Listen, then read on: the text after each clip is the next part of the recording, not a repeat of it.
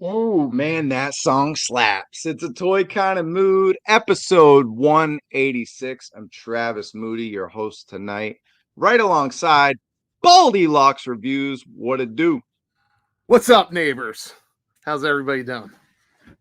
Loving the shades, looking like Dude Love. That music was awesome. I had to pop them on. Felt like It I was worked. I love your driving, letting my hashtag. hair blow.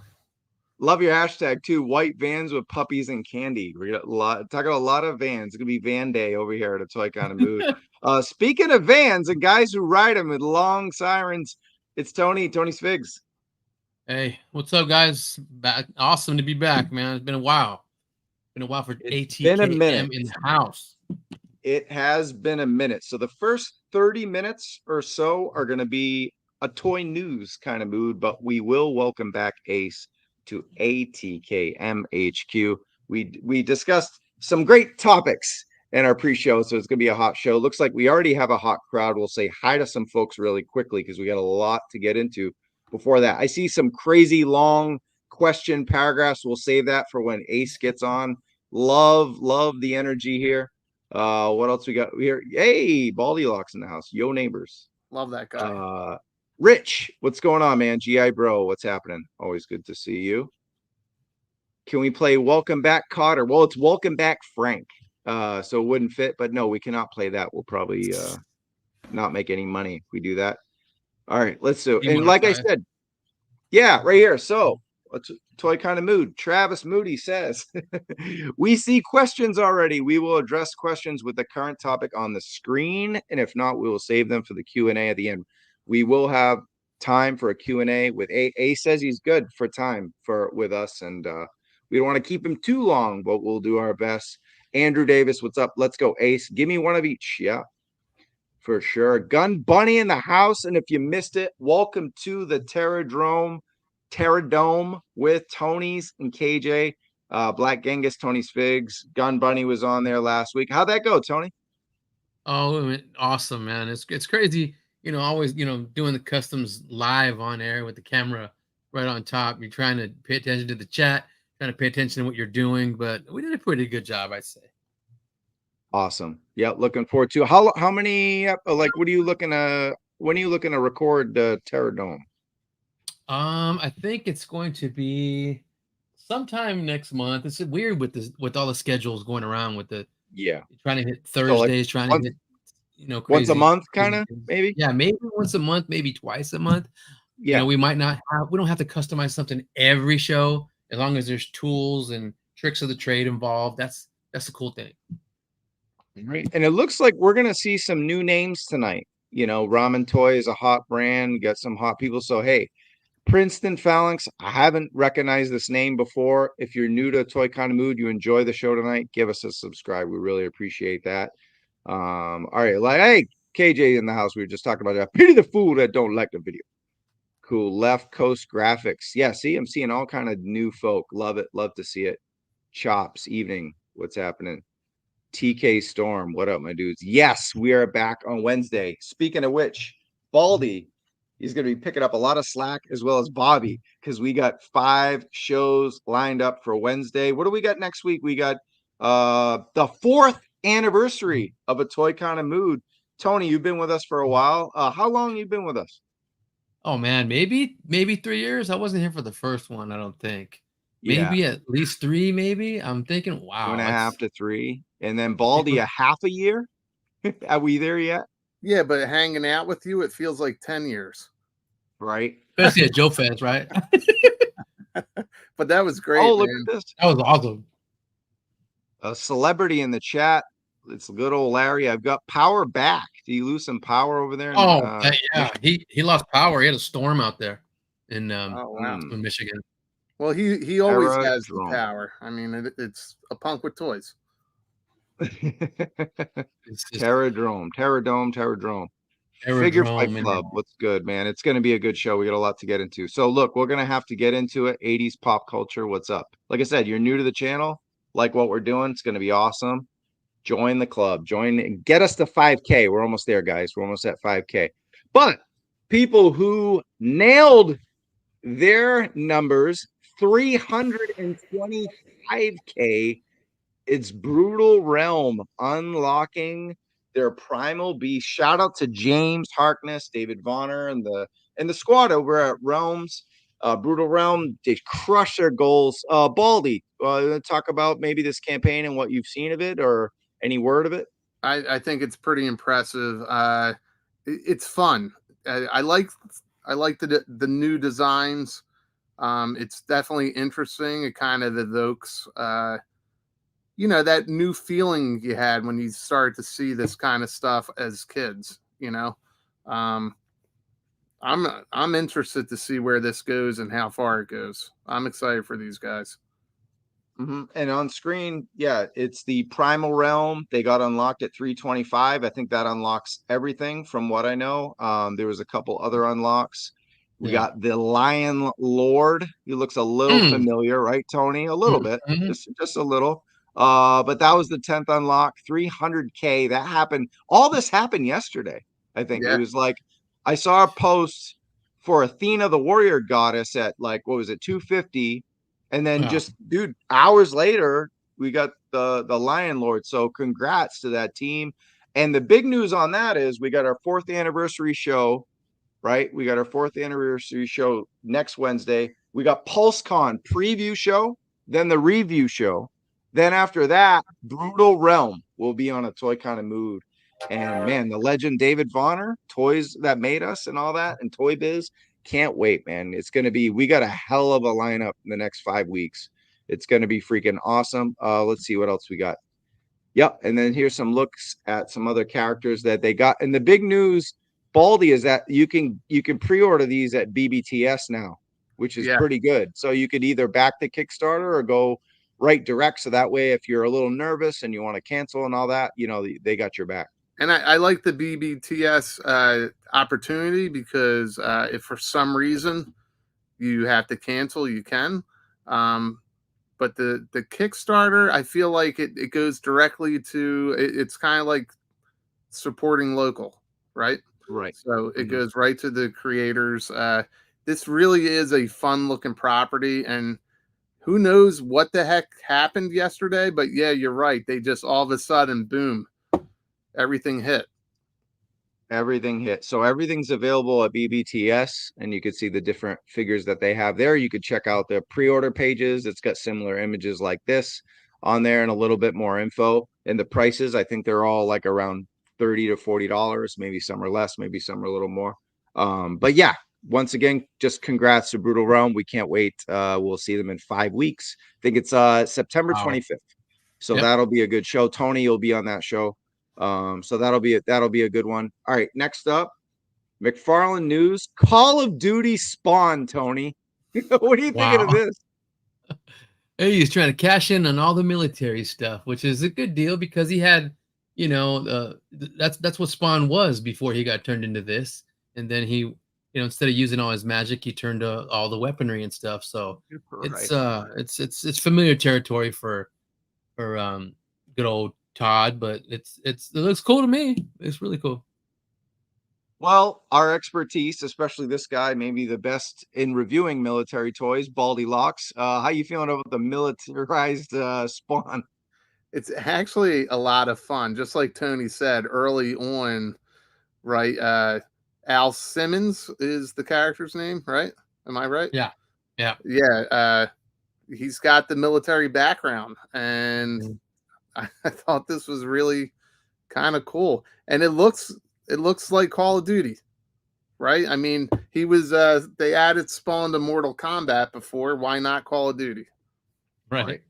Yep. Why not Call of Duty? Pre-orders open tomorrow. So that'll happen tomorrow. I'm sure it'll be like a fan channel situation or whatever. Probably if it's Call of Duty, it will be more than fan channel. Probably Target and Walmart and everything, right? Because it's Call of Duty. It's not gonna be just fan channel. But if anyone knows really where to pre-order that, let me know in the comments. All right, more McFarland. This was from last week. We didn't have a show Wednesday because we had 2 shows the week before. So we all had a break, and we had a couple of G.I. Joe classified reviews up, which you guys saw or didn't see or whatever, and you supported. Appreciate that. But right now we got Cyborg, we got Red Hood, So some images here. Tony, how you feeling about any of these? Anything? You're collecting McFarland here and there, right? So how you feeling about Yeah. Cyborg? And they get this bike, $30 for the bike, $22.99 for the figs. Yeah, mostly. Yeah, I'm just sticking to the JLA, satellite era and stuff. All this stuff's pretty cool for people who are into more and more of McFarlane stuff, and it's pretty cool. He got a vehicle with the figure. I think the vehicle's separate. Yeah, it's separate. You got to buy the bike over here, the figure over here, whatever. It's the way he's got to do it. It's the way he's got to do it. But this is a cool Cyborg, more movie. I don't know. Is it more comic book? This is a more comic book type of. It is Cyborg, comic, right? yeah. Yeah. That's pretty cool. It is what Cool. it is. It's pretty dope. The bike Baldy, is awesome. Baldy, any opinion about any of these? Yeah, Red Hood looks like crap. I've never seen that version of Red Hood. I'm not a fan. I mean, I don't know what. There's got to be a comic book or some sort of property this is based on. I'm not digging it. It's just not doing it for me. Although Cyborg, I feel like they can't. He's almost like Luke Cage. I don't know what it is about African American characters that they can't seem to get right. Mm-hmm. Like I don't know what it is. I mean, they seem to nail Blade. I'd like to see like a proper Wesley Snipes Blade as well. Mm-hmm. I would have liked to see like a Judas Contract version of Cyborg. He's such a fan favorite. You know what I mean? But I don't know what it is about the characters that sometimes they're just not hitting the mark. I did like the Flashpoint version, but it seems like they just don't nail it right when it comes to some of the minority characters. I could be wrong. That's a shame. But maybe they need more expertise. More expertise on the team. You know what I mean? Like someone who could be relate more to that. So maybe. I mean, sorry guys. I mean, that was just my gut feeling when I saw it. So I'm not sure if anybody was prepared for that, but no, someone has your back. You're just like, hey, what the hell are you guys doing? I mean, yeah, like you said, they nail Blade, they nail Black Panther. These are different companies. We're not talking about McFarlane, but yeah, in general, I get you. For sure, man. All right. What was that, Tony? I think we missed. No, it's weird. I mean, there's Blade, there's Luke Cage. I mean, the one that came in the box set with Iron Fist. He was awesome. That one they nailed, but Monster Green Lantern is awesome. It took them a long time to get there. You're right. Mm-hmm. You're right about that. Yeah, there's a bunch of them. Go either way for sure. And then we got sticking with Arkham here with Red Hood, we got Batman, this 2-pack. I don't know. I don't get these gold label things. Either one of you guys want to just take a stab at this 2-pack? Did either of you play the Arkham games? Oh yeah. I did not. Okay. This is fun. This should be like a show exclusive and a limited run. This is a lot of fun. But if they release this like the normal gold labels, this is a shelf warmer. You know what I mean? It's very cool looking. I know what they were doing here. This is when he goes into stealth mode. When Batman goes into stealth mode, this is what everything looks like. That's the color hue. Okay, I get it now. Yeah, right. It's stealth or detective mode. Detective mode, stealth mode. I got it wrong. My bad. Yeah. First we had Tony complaining before the show, and now we have you hot during the show. That means you're right. It's detective mode. It was a lot of fun during the game, and I see what they're going for there. I just don't know if beyond being an exclusive, that's the kind of thing that's going to shelf warm. For sure. All right, we'll sticking with Arkham again. It's Mezco this time, and as mad as I was at Mezco at Comic-Con for not getting a Casey Jones figure, those are going $220 plus on the aftermarket, so I still don't have one waiting on my wait list. I don't know. We got a lot of good Mezco figures that just recently came in. King Conan. We got the Commando Snake Eyes. I haven't opened a lot of these, but it seems like they're pretty good. But man, this one is one of the few figures I got direct from Mezco. I don't normally do that. Something about it. I'm a sucker for I guess black pajamas with bright blue colorways that are hitting. But no, I mean, I'm digging this Nightwing. Tony, how you feeling about this guy? That's to me, that's the correct, awesome, cool way to have Nightwing. The blue and black version is the only one I like. He's got a red motif. He looks, a certain kind of way. Some other iterations of his costume, but let's go kicked ass with this one. I like it. Yep. It's pretty damn good. He kind of fits. Now the face is Baldy. They're kind of polarizing. To me, Mezco always has crazy faces. Like I got that Wolverine in the tin can with like 12 faces, and there's like 4 faces that are crazy, and I kind of like them because they're crazy. They're just like, hey, I've not really seen Wolverine this crazy. Have we seen Dick this crazy, Baldy? Crazy Dick. Hashtag crazy Dick. Big old crazy dick. Yeah, I think they've played it off. This feels a little more Jason Todd, the 2 faces in the middle. Good call. Something you would see with that character. Dick Grayson, right? He was the playful, I mean, the colorful character as Robin, and then as he grew into Nightwing and took on this black, and I think he had yellow early on, but just like what Tony just said, that black with the blue, that's how we know Nightwing, right? So I think they nailed everything, but I'm on the fence with those 2 faces in the middle. Yeah, the accessories are pretty great.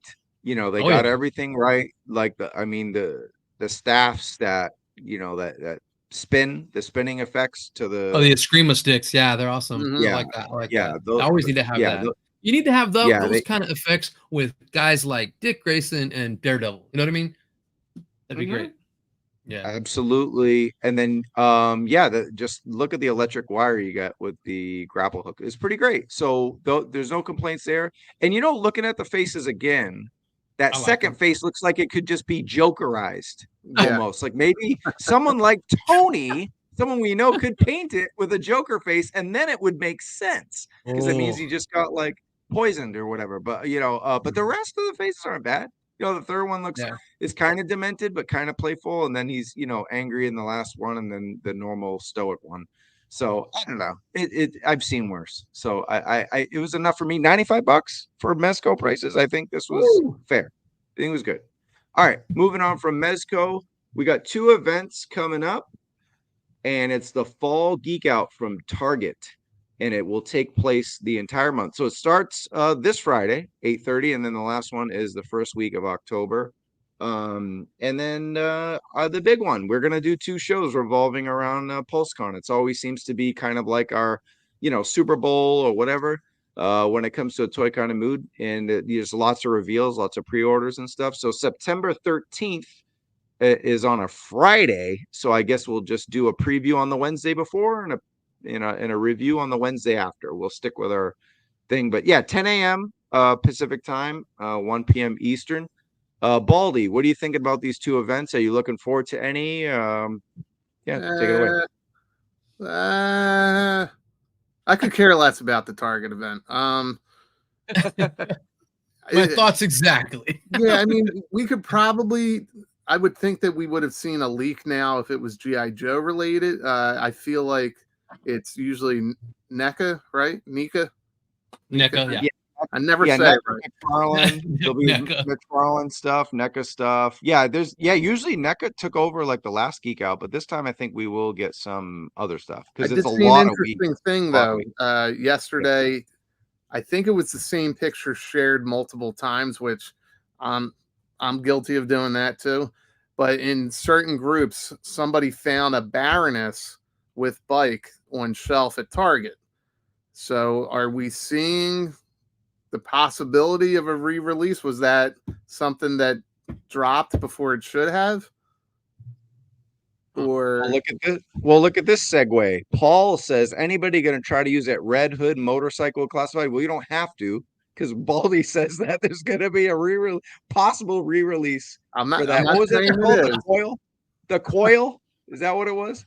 Yeah, it was the coil. But somebody found it on shelf this week, and it was the proof of it was surrounded by Tiger Force roadblock and tripwire. So was it old stock? That's probably more likely, or under somehow, the shelf, maybe under the shelf hidden. I don't know. It looked brand new. So either somebody returned it, or something's going on, or that guy faked me, fooled me. Shit. No, I'm just kidding.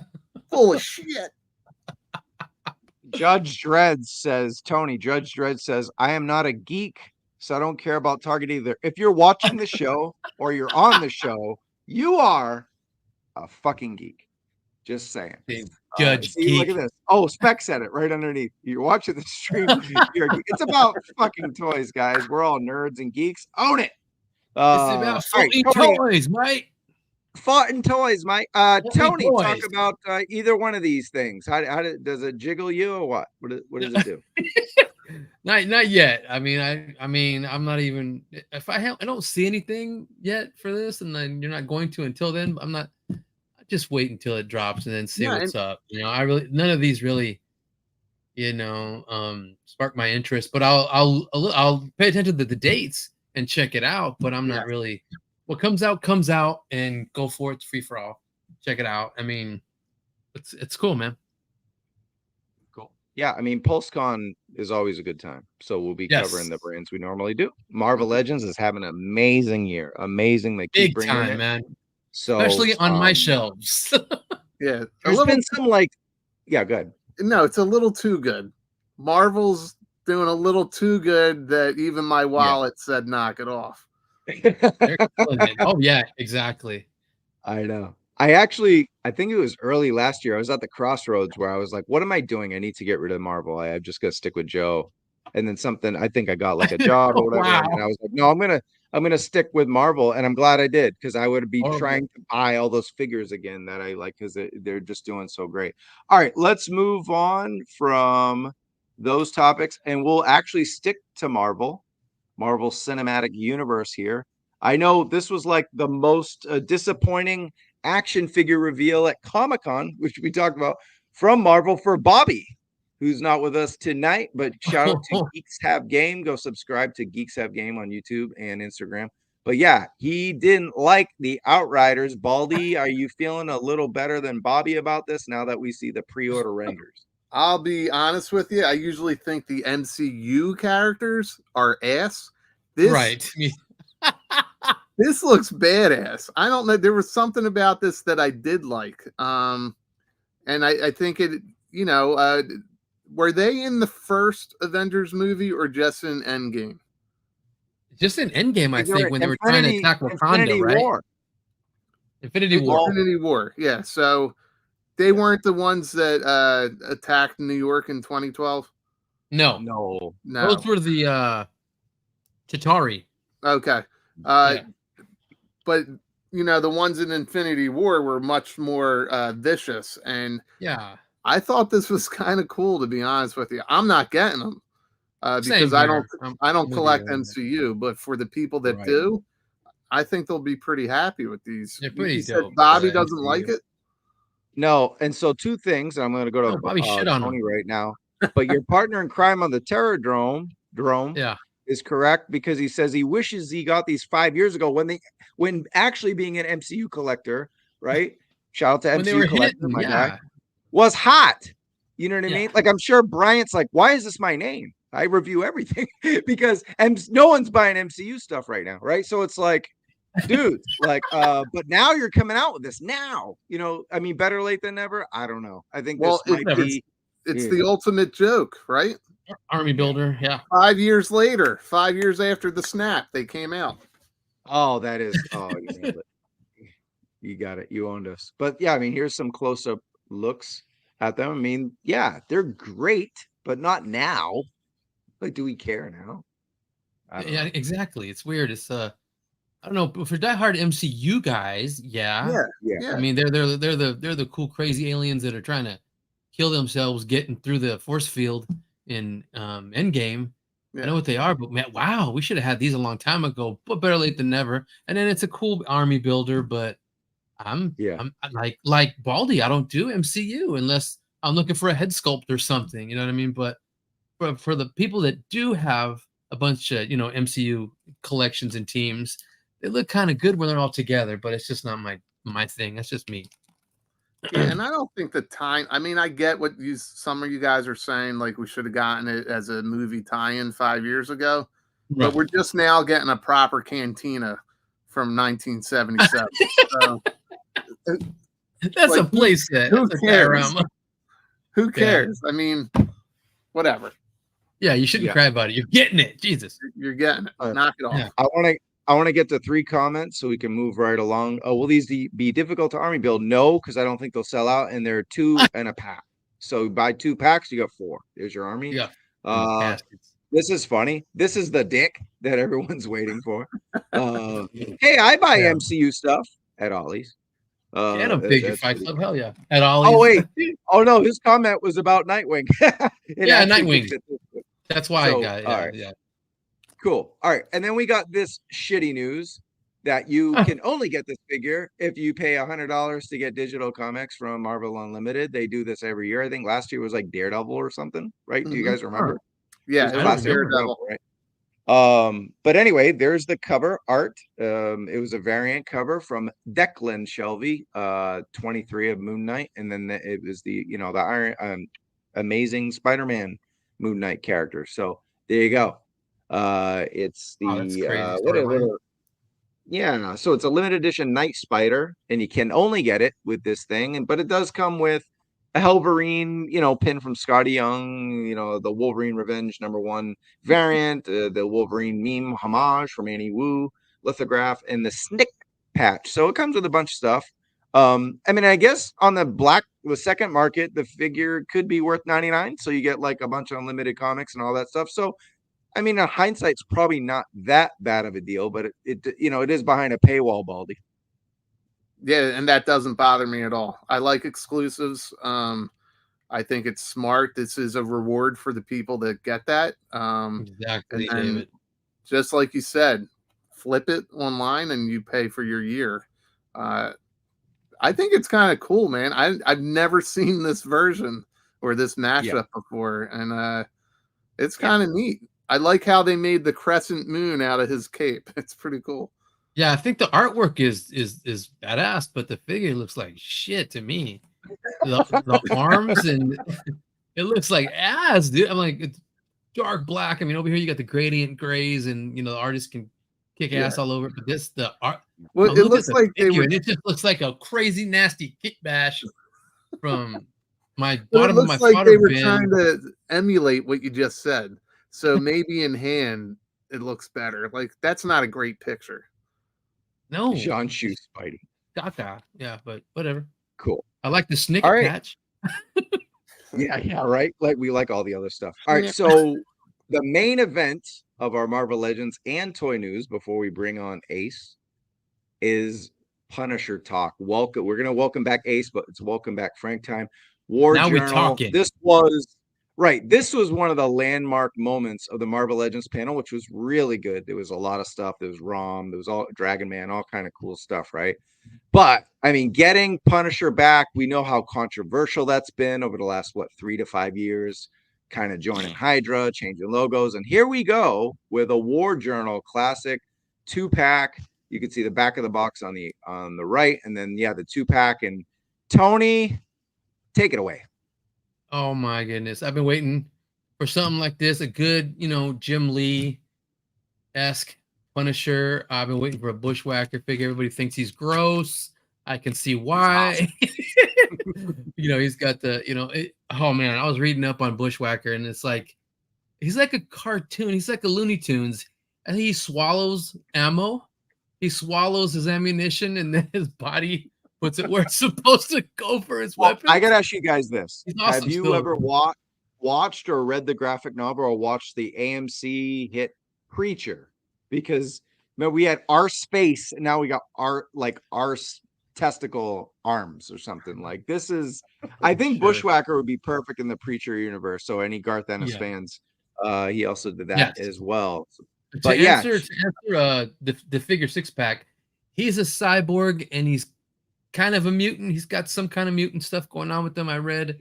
But yeah, he was a CIA agent and he's turned into a cyborg from getting blown up or whatever, like whatever. But the only thing I wish there was a stoic head. I mean, either he has a stoic head on the Punisher figure right there, but I'd rather have one without the bandana. There's I mean, there's stuff you can do to put another head on that guy, or some people are going to put white gloves on it, white boots, and go OG. But I'm going to throw a trench coat on it and call it Jim Lee. I have that whole run of War Journal.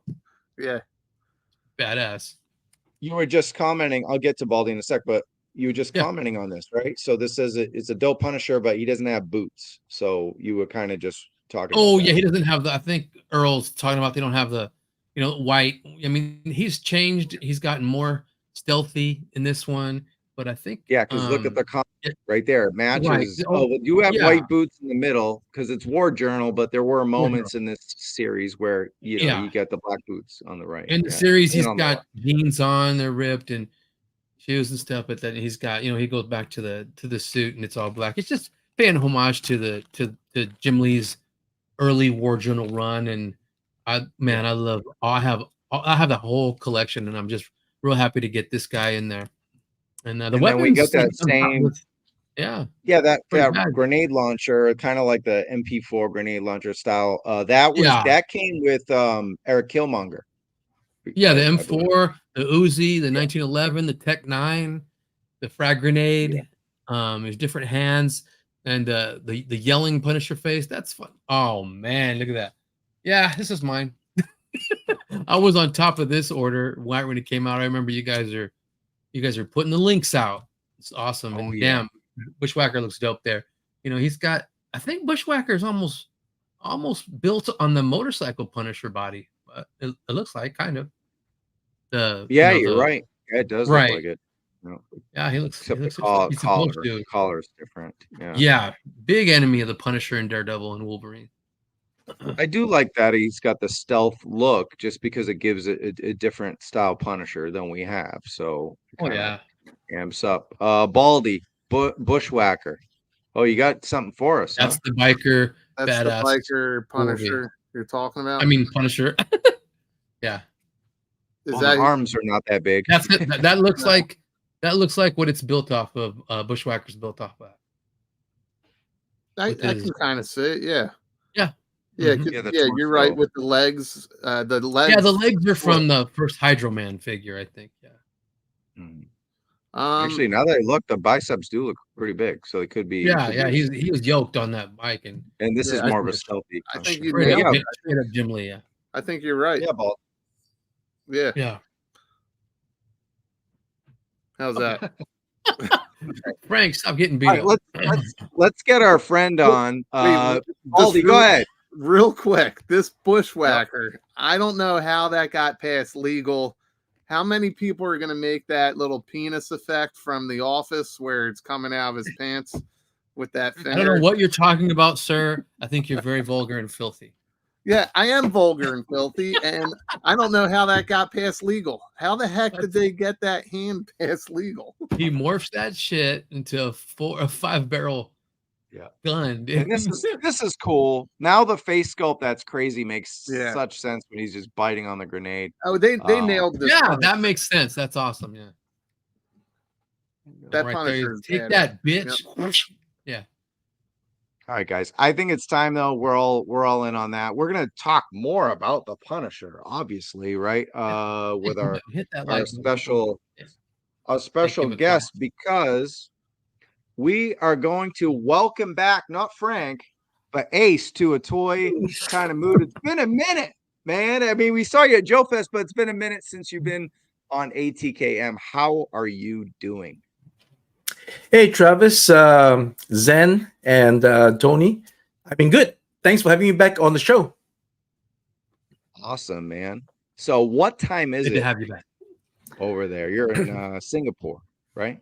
Well, I'm in China. Yeah, Singapore is like 4 hours north by plane. You're in China. Okay, so what time is it? Let's see. It's 10:30, 6 a.m. Wow. Not too bad. That's around the time all these guys try to go to the gym, but then their wives don't let them. We're going to talk about a lot of cool stuff. We got Ace here. We got to talk about the Aces of Aviation. But man, how you feeling about Ramen Toy right now? Like, there's a lot of excitement. There's 80 people that were watching the show, getting ready for this. There was already comments and likes. Like, you're one of our most anticipated guests we've had in a while. Like, how is all this make you feel? All this excitement about everything that you're bringing to the table. Well, it makes me feel good, right? It gives a sense of purpose. It shows that the efforts that's put in on a project that was conceived in 2021 as just probably, we'll just do this and see how it goes, into now let's better do it good and keep doing it better. So yeah, we're trying to get certain properties license going forward, because that's the way to go. And then we're trying to develop our own IPs as well. So ramen, is what you see right from the onset. We try to bring in some nostalgia, and that got us on the map. And then we would like to continue with the nostalgia, as long as perhaps certain IP owners will be able to work with us on granting these properties, and then because that's what the fans want, right? So that's still an area that we definitely want to focus on. And yeah, looking forward to what the rest of the year brings for us, delivering the rest of the products to our fans and customers and collectors, and then looking forward to planning a really great 2025. And I know these guys are looking forward to your products as well. We all got to meet and hang out at JoeFest. That was a lot of fun. We'll get into JoeFest in a little bit, but I'm going to just shift right to my co-host, let them ask you anything they want right now, and then we'll get into the topic. So we'll start with you, Baldy. Take it away. Dude, this is one of the best pack jobs I've ever seen on any product. I've never seen anything packed this well. I come from a history of distribution. You guys nailed that. And those are the people that get, forgotten in the background, the boxing engineers. I know it's such a weird thing to celebrate, but there's a lot that goes into keeping that product safe as it travels through distribution. You guys nailed that, on top of giving us a beautiful product. So kudos. I've got a couple of your items in hand, and I'm really enjoying them. So nice job. Nice job, Ace. Thank you, Zen. Appreciate it. Tony, you're up. You're up. Oh, man. Like I said before, backstage, I'm like, damn, I can't believe I slept on the Ramen Racer, but Ace told me some good news. There might be another wave, might be another release pretty soon, because then I saw him kit bashed and customize a blade for it. So that Ramen Racer would be this guy's car. Awesome. So hey, that'd be this guy's car, and I'm looking forward to the van. I'm not gonna do the A-Team one. I'm gonna do one of the Punisher style when I get that bad boy. So that looks awesome. It looked awesome when we saw it over there at JoeFest, Ace, and we spent some time with you over there. Moody was on that panel with you, and Punk grabbed it and almost broke it. No, he was cool with it. I'm just kidding. But man, I still never saw the or maybe I did, when Baldy, you took the camera and you went through the back of it. Remember when you did that capture? Did you release that? Yeah, I can't remember. You know what? I didn't release it because it's me. It takes like 45 days for me to get something done. Honestly, I'm here waiting for that shot. All right, because I'll make that a project this weekend. Ace, I'll share it with you first, and we'll see how it looks, and then we'll go to these guys. Yeah, because that thing is awesome, Ace, and it's so roomy in the back, and when you get it done, you could fit a little motorcycle, a crotch rocket in there for a 6-inch figure. It looks like it's got a lot of room, and accessories on it are badass. And dude, I'm waiting for that, because if I can get the Ramen Racer back someday, my blade will have a vehicle and the Punisher will have one, and then good times. Good times. Which reminds me, I mean, you were backstage, maybe paying attention, maybe not, but we went over that 2-pack War Journal Punisher. Are you a Punisher fan? Do you like what they're doing over there at Marvel Legends, bringing back the Punisher with Bushwacker? Well, I have to be honest, I'm not a follower and student of the genre, but I do know what it is. I've seen the movies, I've seen obviously the characters. The Bushwacker, I've not seen actually. So this two-pack that came out recently announced, I was surprised with this new character that for me, right? So, and again, I did not plan this, right? I have no idea that they're coming out with a two-pack, and just nice, this vehicle that we're making would be a good fit for this set. So it just works for It now. just it was great synergy. Just the timing of the release, and nothing was on purpose. It was just magic and meant to be. Real quickly, we have new audience. There's a lot of Ramen Toy fans and customers, followers and fans of Ramen Toys and Ace. If you're joining a Toy Kind of Mood, you like what's going on in the vibe, please subscribe. We got to do that because we're YouTubers. If we don't do that, then we're not YouTubers. We're just on here talking. So 75 watching and 50 likes. Come on, people, Spec says. Give us a like as well. Whether you're with us or not, give us a It like. helps. There's a lot of questions and comments. If it's about what we're talking about in the either on the screen or the main topic, we'll bring it up. If not, we'll have it starred for the end. We'll have a little mini Q&A. There's going to be some new stuff announced, there like new images and kind of new information that we have. So stay with us.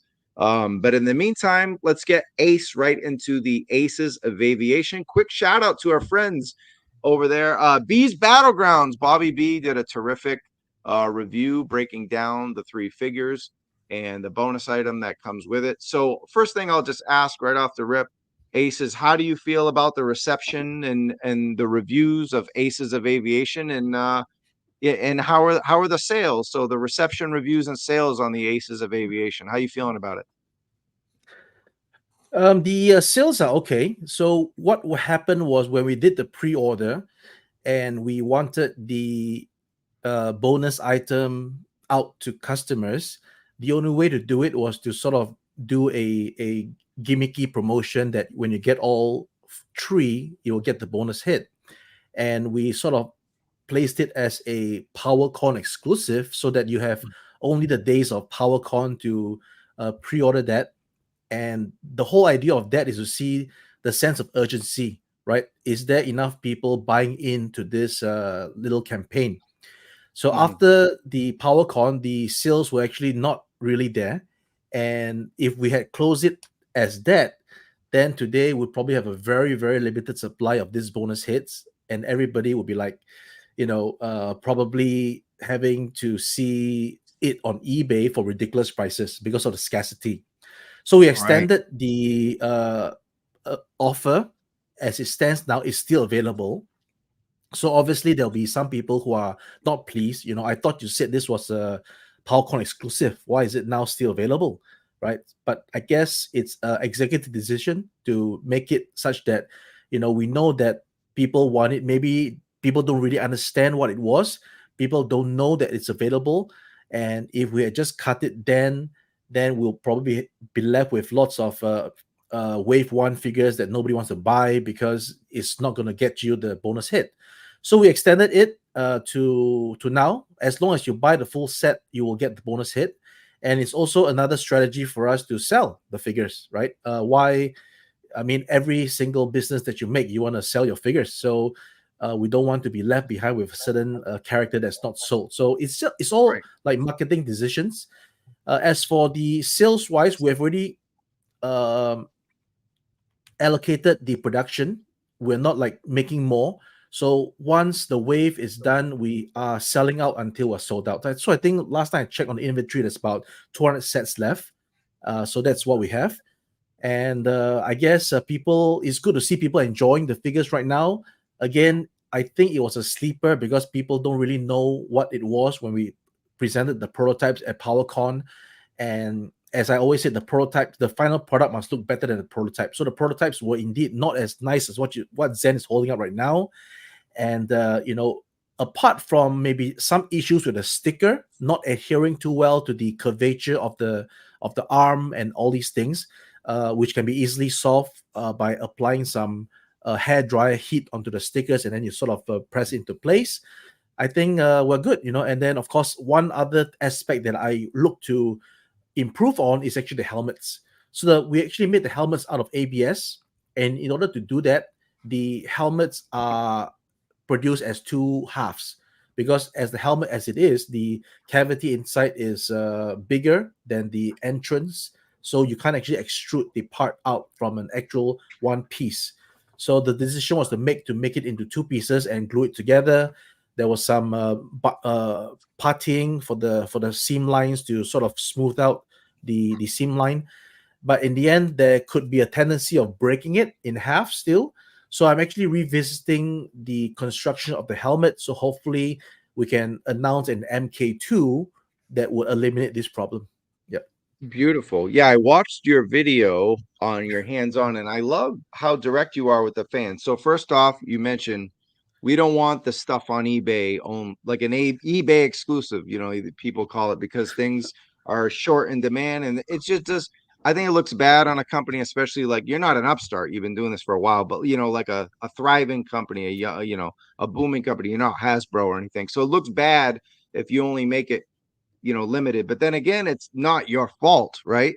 If you have a limited production, you're saying, hey, this is an exclusive, and they're not, and they're waiting, then it could be their fault. But so you care about the fans, and then you make a video saying, hey, we went these lengths with these materials to make sure that this is going to work better, so that way we don't have QC issues or returns or complaints, right? So you're really fan focused with your products, especially on this Aces of Aviation set. That's the vibe I'm getting from this. That's right. And again, as myself being a skill modeler that loves to make aircraft models, making pilots was the next step, obviously. And not just me, many of us are fans of the 1986 Top Gun movie. So we haven't had any figures of them at all for some reason. And I guess that's a gap that I try to fill. And, it gives us longevity for the molds, right? We make a wave 1, we can carry on with the wave 2 with different helmets, different head sculpts. But of course, we don't just rest on our laurels, because different vocation have different G suits. So for example, this G suit is specific to an era of about late 70s, early 80s for the Navy. If it's a pilot on the Air Force, the G suit actually looks different. And along the way, there's upgrades to different helmets. This is a HGU 33. We have upgraded to up to 55, and there's different kinds of attachments to it. So I plan to do this for a long run, right? To introduce the different kinds of helmets, the different kinds of G suits, even going back maybe to World War II, going back to different eras to produce those kinds of aces of aviation. No, it's really outstanding what you're doing, and a lot of great photography. We got Toy Life there, and we got Kato, who just did he had Brutal Realm on the other day, so shout out to Kato. We got fan questions or comments on Aces, but I'll go to Baldy and Tony if they have any questions on Aces. We'll go to Tony. No, they look great. I don't have any questions on them. Just that was one of them. I mean, one of them, the Falcon head, right? One of them you can use for Falcon, or that's the one that comes with the rest of them, or the bonus. Yeah. So that one, yeah. So that one, maybe I'll just step away and get the figure. Yeah. Perfect. I should have prepared for this, but anyway. Yeah, I'll bring him full screen when he comes back. But yeah, that was the question that Baldy was asking me, what that piece was. And it's in there, and that piece is in your video, and I was telling him it's at the 928 mark where you can actually use it to hold on. Ace has got my camera. Pull it back. Okay. There you go. You got it. You got it. It's a so this hit is with the wolf pack, and then because the ball pack for this guy is smaller, we need to have an adapter. Yeah, otherwise it wouldn't fit. So that's the whole reason for the thing.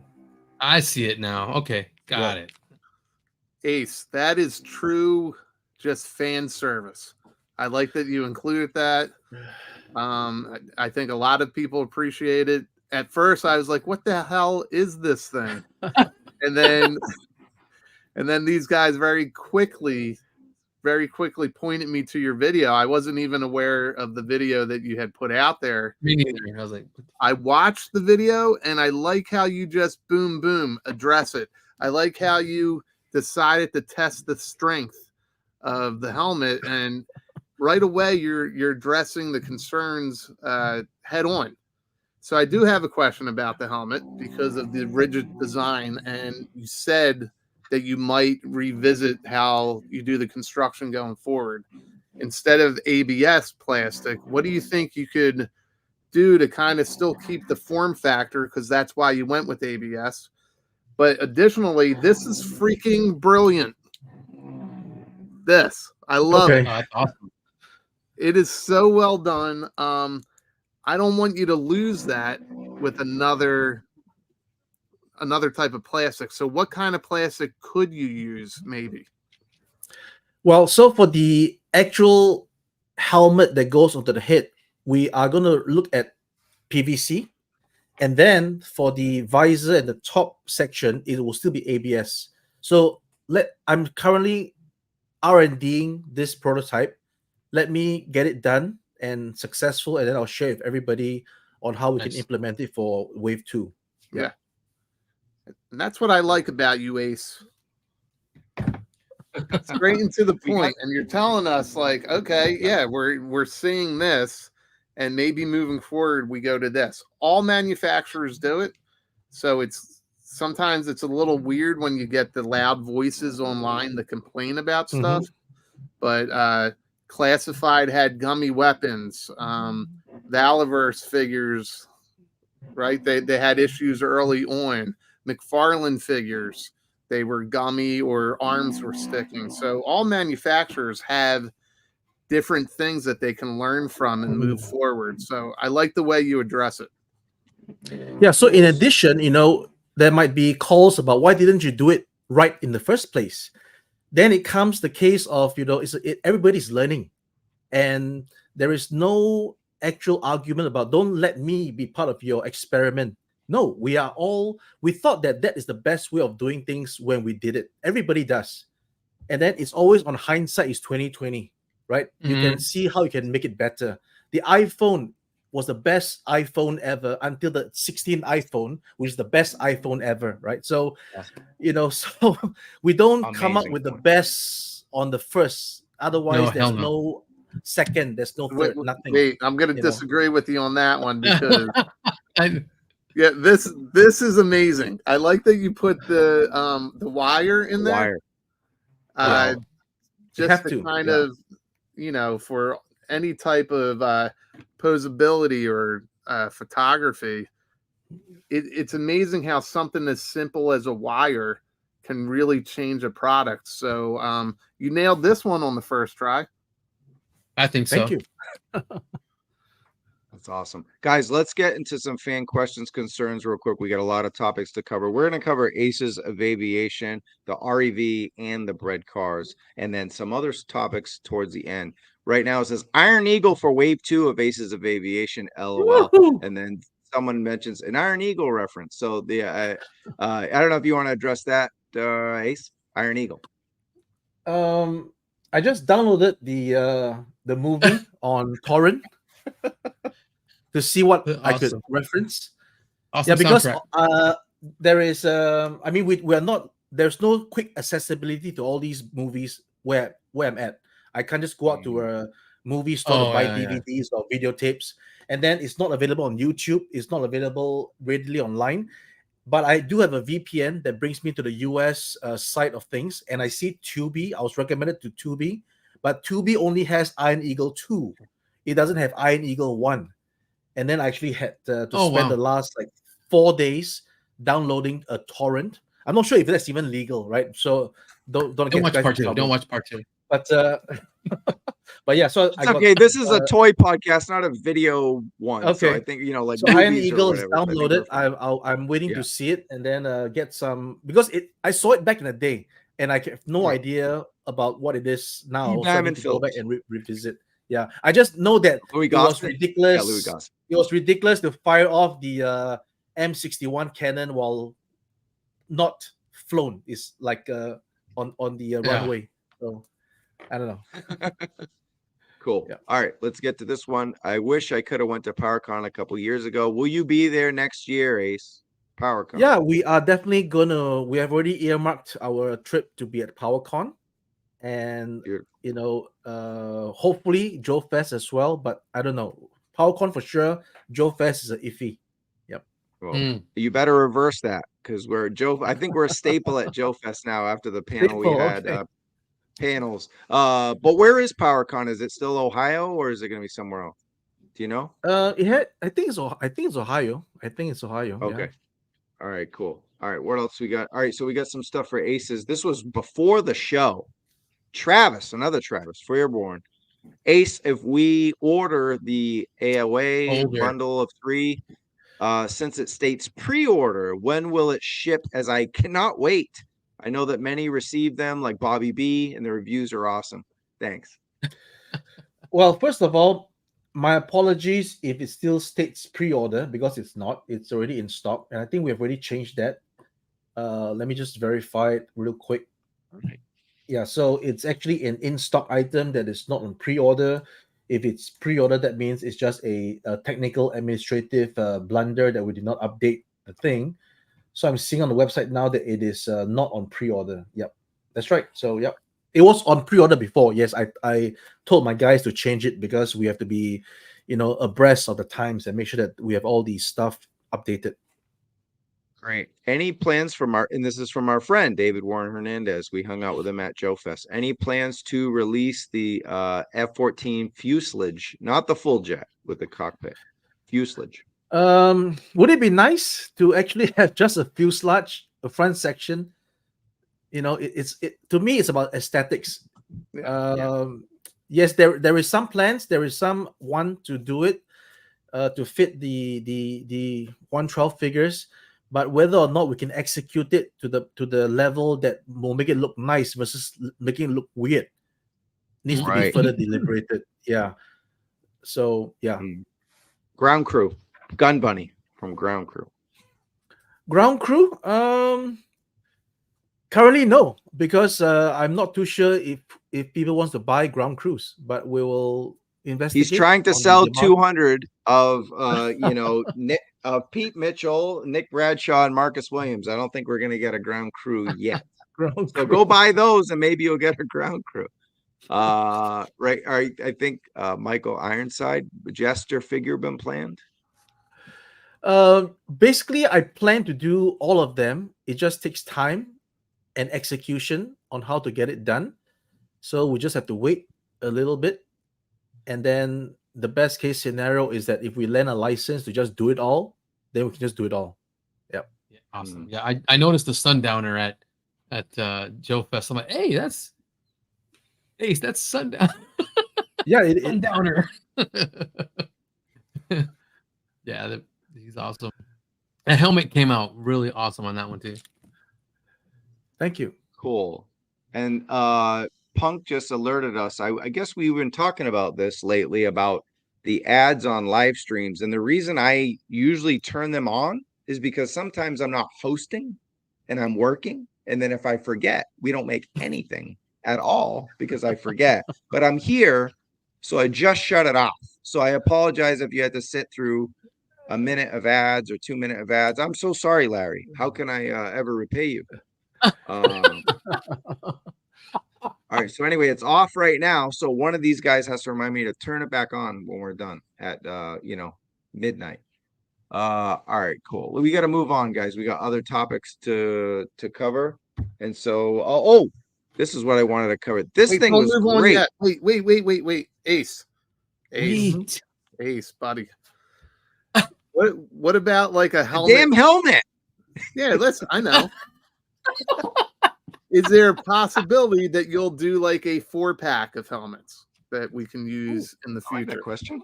I like that. Different character. Yeah. Why not? Let's do some helmets that can be co-shed. Let's Yeah. This right here. YouTube Premium is what? $2? How much is it? $10 Too a month? Expensive. Yeah, It's expensive. Damn it. Yeah. And But anyway, we got Ace here. We're not talking logistics about YouTube, but we are going to talk about this video. Man, you just Yes. posted this. I watched it. Spec said it was 2 minutes too long. I thought it was 20 minutes too early. I loved it. It was awesome. Ouch. Liao Jian Z. Can you say his name correctly? Liao Jianzi. Okay, close enough. Flying the Aces of Aviation. He flew this in as like a drone, is it? Like, what is this thing? No, it's an actual Amazing. RC F-14.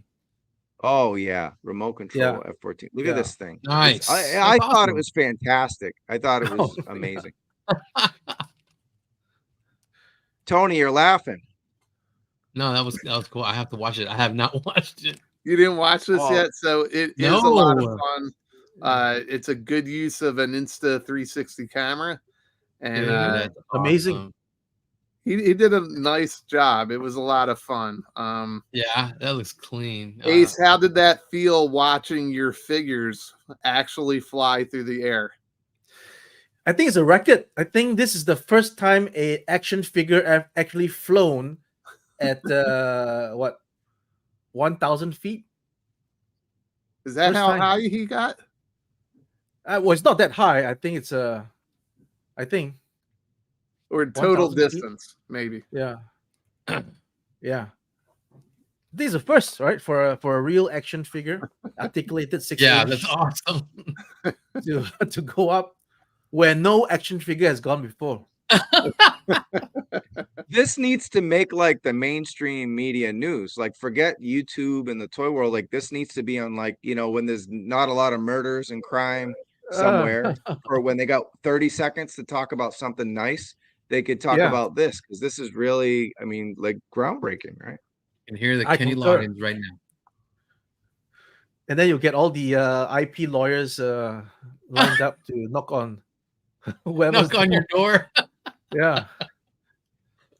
I love how this guy will talk about one toy for 10 minutes long, but he can't watch a 60-minute clip of like figures flying in the air. But he'll go on a 10-minute rant about some McFarland thing. Just save it. Anyway, I just wanted to shout that out because that was fantastic. But all right.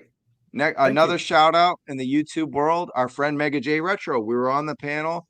AC brought us together. I mean, we met at the booth as well, and Mega J did tremendous coverage of Ramen Toy. This was another good video. It's not 3 minutes though; it's 14 minutes. I don't know if Spec and some of the ADD folk can. Yeah, I don't know, man. A lot of passive aggressiveness coming out of Moody tonight. I'm sorry, but it's a lot of fun. But we're, you know, Ace, we're known for Joe's, and it's kind of our bread and butter. And I know you don't know what that means. But but we love this thing. We showed the video in the beginning, and that it's the Hunter. And how was the reception at JoeFest? You know, because it fits in that world. Would you say this was maybe the shining moment of your booth with the audience? Do you think this stood out among the rest? Yeah, again, you know, it seems to just work out, because had we shown anything else at JoeFest, it might not fit the narrative. And again, this wasn't planned for JoeFest. It just happened to be in time for us to be at a convention to show off the prototype. And it's great that everybody who walked by the booth actually paid compliments to what it was, and that's always nice to receive. Yeah, and it's the Ramen Armored Vehicle, so the RAV. The RAVs. I love the little acronym names that you're coming up with. The RAVs, it's really cool. This is the Hunter. Right here it says the 3D render, but then you see it in full. So shout out to JC, Toy News International. I took a bunch of pictures at JoeFest. I could only find a couple, so kind of snagged them from my buddy JC. Shout out to him. He did some great coverage over there at JoeFest as well. But yeah, so this is awesome, man. This is Baldy. How you feeling about this? You want to talk to Ace about what you're seeing here? Yeah, I do want to talk about to Ace about this. First of all, I like it a lot. So Ace, I don't know if you remember this at all, but you were on another stream. They're called 3 POA or 3 POA. You had I think announced maybe the pre-order or the prototype for this, and within the chat, I said, "Hey Ace, how about you ship out the Ramen Racer first before you show another prototype?" And you addressed me very nicely with it. Like, I didn't know you at the time, and you could have been a complete jerk, but you addressed the concern. And in the next week or two, everybody started getting their shipping notices for the racer. And then I got to see this in person, and I got to hang out with you in person. And you're just an impressive guy, dude. And this is pretty cool. I'm very excited for you. I like the tank. I think you nailed it. Keep on keeping on. You know what I mean? Just you're nailing it. I like how you address the fan. I mean, even just now, you went to the pre-order page to make sure it didn't say pre-order because it was a concern in the chat. So imagine somebody who cares, Baldy. Imagine somebody who cares. Yeah, just keep it up, man. Keep it up. Thank you, Zen. Very humbling to hear, and yeah, it was great meeting you in person at JoeFest. Definitely. Yep. And I think this was just a stand-in figure, right? This is not actually one of yours, is it? So this figure is actually one of our figures that we plan it is. to actually offer as a stretch goal.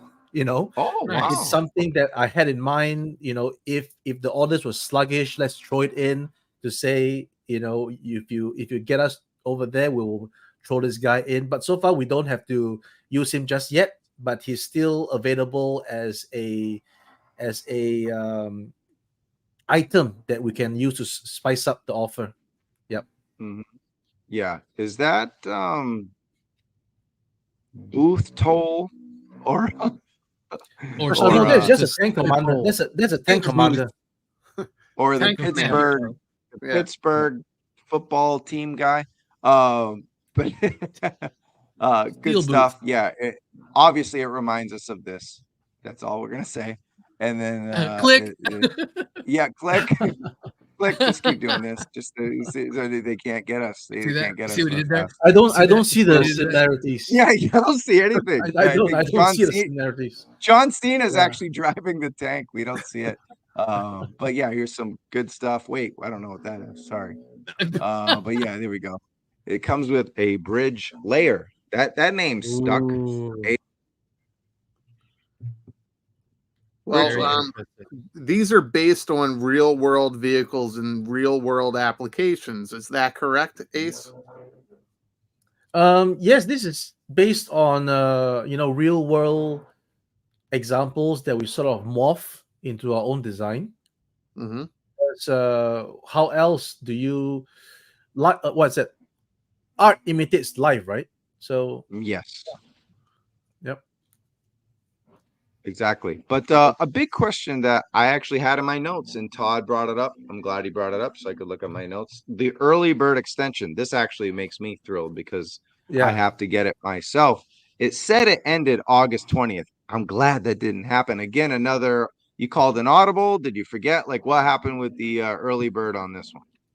So it's very simple. The early bird was always going to be a 30-day offer. And the whole idea of the early bird is to get us to get a assessment of what the the results going to be like for the sales, so that we can plan our tooling accordingly. So it is obvious that the numbers were not what we wanted, so we had to extend it. So I'm not too sure what the reason is that the black tank is falling short behind the hunter as much as like 3-1.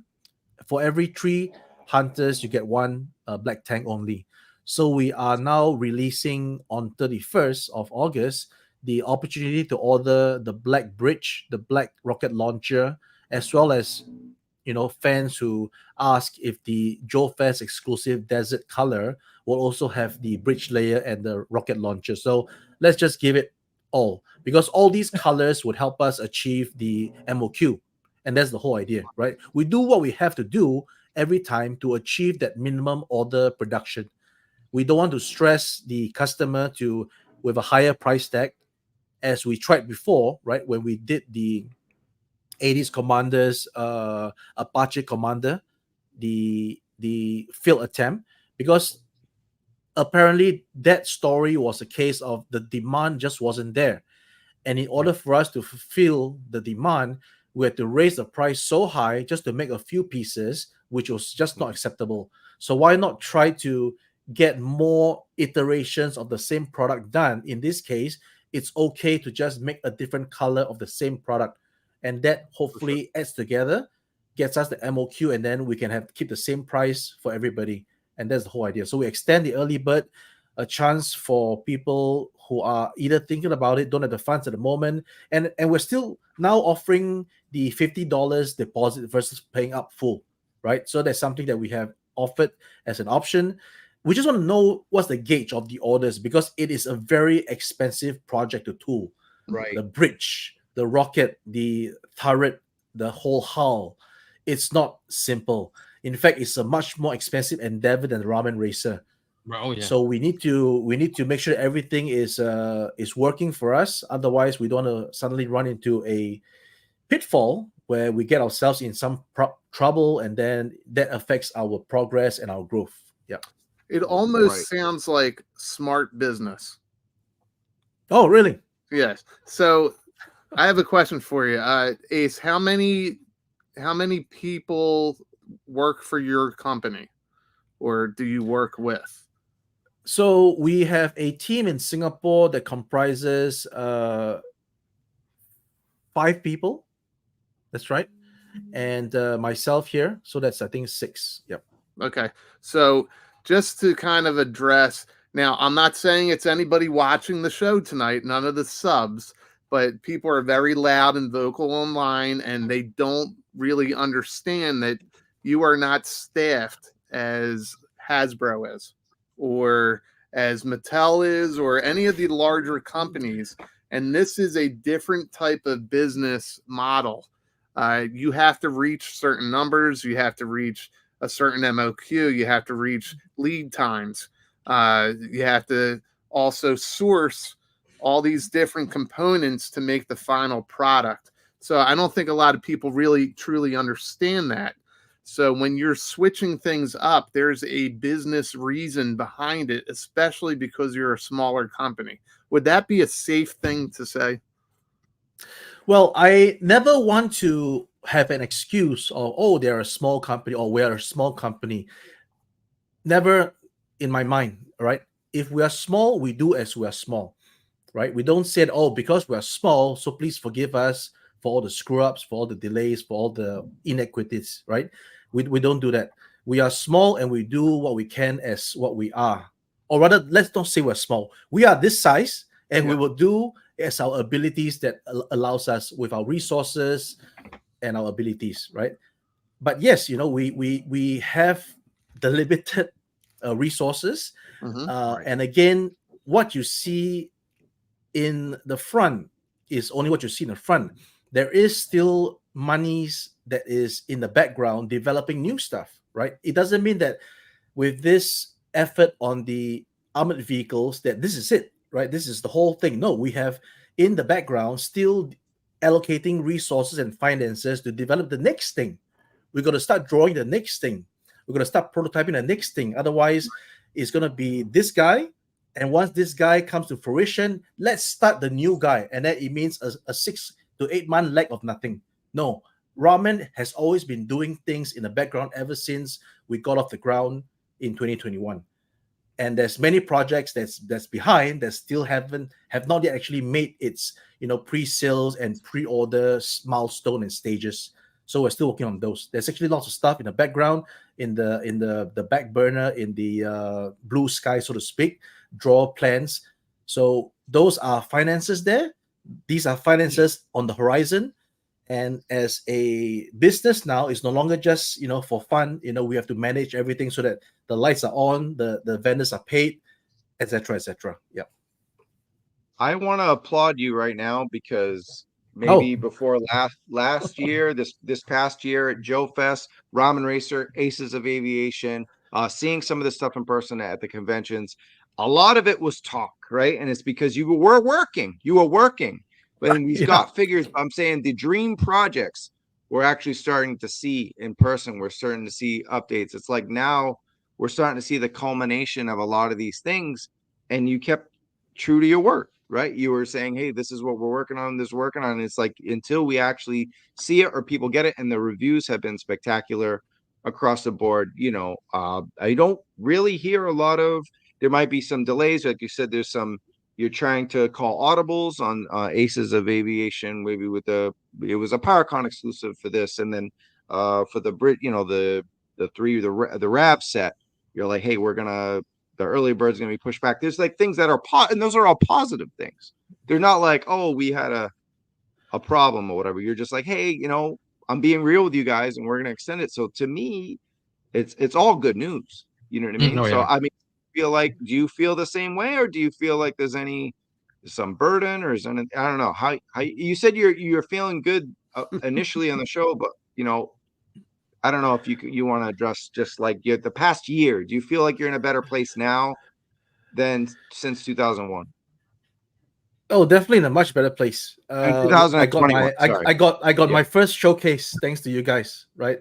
So those things behind just arrived like 2 days ago. Oh wow. And all my life I wanted a set of showcase, and I never had it. And finally I got some showcase in nice. the background. So all this comes from the rewards from everybody who's contributed to the success of our business so far, right? And I do always feel very heavy-hearted whenever there's a delay, because I want to be on time. I advocate on time. I preach on time. But when things are not on time, and because there is just no way to rush it, we have to say sorry. We have to delay it. Yeah. Right now, you see some issues of the Ramen Racer with what you might call it, the interchange tail lights not fitting well. Oh. In my videos, it fitted well. So what happened? See, so it's something that happened with the injection process. It wasn't tuned correctly, and then the plastic sort of expanded a little bit, just by a few microns, and then it just didn't fit well. We're replacing those, by the way. But so it just means that when you rush things, and then these kind of things happen. So and before that, when it was delayed, it was because indeed there was issues with the tooling that we could not put the model out. If we had just rushed for time and put the model out, we have even more issues. And issues always occur in manufacturing for every new product. Right. If the product is not seasoned in the market, there's going to be issues. That's why there's MK1, MK2, MK3 even, because every time the manufacturer is addressing the issues, right? So same thing with the toys. It's no different. We have how many iterations of Optimus Prime? Yes. Ace, we were supposed to get the Dragonfly this summer. It got pushed back to almost Christmas or something, or the fall, and now supposedly it just hit US. That's Hasbro. They're a $1 billion corporation, and we got. So I wouldn't. It sucks. Like you get such a hard time. To me, timing is the least concern. It's quality control, and like you said, sometimes there's problems with injection. Like for you, it was great, and then on the factory something happened. It's out of your hands. But on top of that, Travis, there's education. There's the consumer learning and understanding, and the difference is we're in the world of streaming, social media. The voices are loud, the complaints are loud, but then you have somebody like Ace right here who's addressing it when you bring up the questions. So I think that's appreciated, and that could be applauded. Now, I'm not saying that everybody needs to like Ace or anything like that, but I appreciate that you're explaining, and you're educating the consumer, which is cool, and that's appreciated. So I always appreciate that kind of stuff, and I think it's great. So to follow Lawrence, up on that, we are replacing the tail light. So whoever approached us with issues, we are replacing them. So not everybody actually has issues with the tail light. It's maybe a batch of the injection became bigger. So after some analysis, record taking after a long time, we discovered that this issue is not across the entire batch. So Should I whoever open those this issues, right- we are. Yeah, you can. It's up to you. You wanna? No, I'm not going to do it right now. The pack Yeah. job is the pack Yeah. job is so tight. It'll add another half hour to this show. Yep. Well, look, we were talking about the tanks and our Hunter MBT, the JoeFest exclusive, is sold out. So that was good news, right? Yep. Yeah, we have to keep to our word, right? So we wanted something to sell at Joe Fest as exclusive for the first time being there. And the desert color is something that I thought would be nice, because I was advised by some fans that this color holds dear to many of the GI Joe collectors. So let's do it, right? We did that, and then we did not extend this offer because we want it to be truly a Joe Fest exclusive. We want people who bought it to feel exclusive. So yeah, we kept that as it is, and then now we are going to offer the different colors of the bridge layer and the rocket launcher to fit this particular color. And we don't think that those numbers will be astronomical, but at least it will add to the production numbers. Yep. Yep. So we're going to get, you said you could get a bridge layer and Black. phalanx to go along with this as well. Yes. Yes. The So, colors and are this is already the- on our Facebook. Yeah. It's on the Facebook. Okay, great. Yeah, it's on the Okay, Facebook. great. Yeah. Yeah. And you guys are really good with the social media, and we'll be sure to shout that out. But I want to do a quick run through for those tuning in. So look, we have 112 people watching, probably a lot of new faces. We're close to 5,000 subscribers. If you're new to the channel, you dig this interview, we have a lot of great content, a lot of great reviews and interviews coming up. Please subscribe and do like it. Do like the channel. We got Ace. He's spending a lot of time.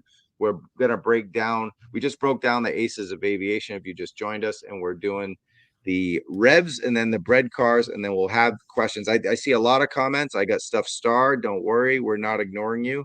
It's just not pertaining to what we're talking about on the screen. So just to kind of break down what we got, the first part, and by the way, I mean, what Tony and Baldy, do you like this decision that they made to separate this into 3 different parts instead of just one mammoth $300 item that might be intimidating like another HasLab? We're getting different pieces, right? So we got the Hunter, which is right here, early bird, $140, and then the bridge layer underneath it, as you see, is an $89.99 early bird, and then the phalanx part, which I'll get to in a sec, is another $90. So if you add all that up, it's a good, I think it's a good deal. How you guys feeling about I'll go to Tony. How you guys feeling about the that decision to make it 3 different parts? I think it's a really good decision. I like it a lot. All 3 look badass to me. Like when I see it at Joe Fest, I'm like, wait a minute, look at this. Ace is killing it with this design and the modular parts with the bridge layer. And what's awesome to me is that when you make this look like a certain honey badger type of GI Joe vehicle, hell, I'll just say it, the Wolverine. You got fine, 2. yeah. You've got the driver and the co-pilot, and you got both of them in there. It's not just CoverGirl right there in an open freaking seat. Ace killed it with enclosing it, and putting 2 riders in it. Yep. What are they? Both of them. I love that. That's the first thing that caught my eye. I'm like, oh my god. And then I think Ace was telling us that in packaging or shipping that the Wolverine, the missiles broke a little bit, so you just had to set it on top. I'm like, oh no way. Well, crap, happens, but it did not take away, the fact that it looks spectacular like that. I mean, look at that. Look at the blast effect with the missile going. That's insane. And then the bridge layer right there with the guys underneath it. No, man, Yeah, that's awesome. It's almost like its own playset right there. Yeah. Can't stop singing the praises of this, dude. It's awesome. Mace, you guys killed it. And Baldy, you want to follow up on that? Oh, go ahead. Sorry. Oh, sorry. Yeah, go ahead, Zen. Yeah, go ahead. Oh, you want more praise, Ace? Is that what it is? Oh, no. Yeah, Let me answer my what I said. Correct. Yeah, Blast effects, Brian. Listen, Yeah. seeing this thing in person, it was a lot of fun. Just like you said earlier in the show, that nostalgia factor and it really, I mean, it was fun. We all were touching it or trying to play with it, and I just That realized just how sounds so sounded. wrong. That sounds so wrong. I just realized how that sounded. But I ruined it. I'm sorry. But, no, it's a lot of fun. I like the fact that you broke it up into different pieces Oh, or man. tiers, and very smart idea to kind of break that up and give people a choice. You know, Well, man. like I said, the whole idea behind this is we thought about it with the team, and it's all about costs for the consumer. If you had 3 different versions with 3 different turrets as 3 different SKUs, it's a big burden for the customer to buy all 3 because the price doesn't just drop. It's the same price. You're buying the hull 3 times over, and then Yep.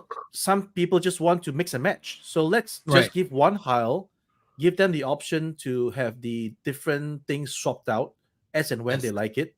And if you wish to buy more hulls to display, one hunter, one bridge layer, one phalanx, then you just have to, if you have that money, then you can just buy all you can buy 3 hunters and then sort of put the turret to the side, right? So we can't That's right. achieve total win-win for everything. We have to balance it out, and this is the best case scenario for the what we're offering. yeah, it's smart. Mhm. I think it's smart. It gives people choice, just like you said. The early bird pricing is doable for I think a lot of people, and like I said, it evokes certain nostalgia, so people can get what they're after, or they can just get the tank by itself, or if for whatever reason you can just get that bridge layer by itself, right? Just to have a bridge. Oh yeah, Right. exactly. Yeah, just have a Or you bridge. can get that missile attachment and put it on like a soccer mom SUV type vehicle and put it at the If top. you want. Right? I'm not sure if it will fit. Sure. Okay. Well, I'm just saying there's options out there. Oh, Yeah. okay. Yeah. The Now, hunter this hits the N word you said. That nostalgia. It's the N in ramen. Badass. Nostalgia, Yep. baby. Yep. And like you said, the bridge layer accessory pack just alone is a cool looking, you could throw some, like you see you got cones and stuff, and you could just make that a setup if you wanted to. But obviously you're gonna want all 3 pieces because this thing is unbelievable. And the Wolverine as a kid was one of my favorite tanks. So just to Same get it, here. I only have to buy a piece. That's really cool. And then I can kind of mix and match. I think it's just a brilliant idea. Obviously, we got the cat inspired one right here, which is cool. Kind of a forgotten vehicle. So it was nice to get memories of that. Obviously, this was the Joe exclusive. So really, really cool stuff there. We got the comment. I don't know what the noise is. Get some noise in the background. I don't know who's that. Tony? Yeah, it's no, it's the renovation that's Oh, happening. okay. Yeah. Well, thanks for warned us. joining us during your renovation. You could have said, "Oh, it's Yeah. too loud here." So I would rather have you here. All right. So is the tank driver gonna come with other helmets to give to other figures to have a crew made with one figure and multiple accessories, or will the hunter, be coming with accessories to make a driver? How's this gonna work with the driver that you said is a stretch goal? I'm a little confused by that because it's a pre-order Okay. situation. Yeah. So finally it is it's not a driver, it's a tank commander. And then the other character with the construction cap is supposed to go with the bridge layer. But we have not yet factored in those into the sale because we have not yet gotten to that bridge. No pun intended. Right, we'll cross the bridge when we get to it, right? So we have these as contingencies because we want to make sure, first of all, that we reach our manufacturing goal. So if the early bird price is not enough incentive for people to buy in, we may have to throw in something else. And enough time for us during the next 30 days to make these announcements. because the community is strong, right? So let's say, Mm. I'm just saying, right? Don't put me on record. So if, for example, we say that buy now the bridge layer, and you will get also the figure that comes with the bridge layer. You know what I'm saying? And then let's say now let's help us to get to 2,000 on the hunter, and it will include the tank commander, that sort of thing. So it will if include if it. It's not an extra that you have to buy. You don't have to buy. no. Okay. So that's the whole idea. We want to just include it before. If we don't need to include it, then it may be a separate purchase in the future. But if we need to include it, then it becomes included. I'm just being open here. For example, and you ask how it's going to work. Just like how the Ramen Racer happened, we did not offer the translucent wheels in the whole set at all. But as people requested for it, we included it, so everybody gets it. So the moment you have this situation whereby if there's a need to include a tank commander, if you had bought it before without the tank commander, when everybody gets it, you get it too, and that's how it works. No one's left out. No one's left out. I That's like that. brilliant. Ace, quick question about the racer, since you brought up the wheels. Did everybody get the Agent Scully head?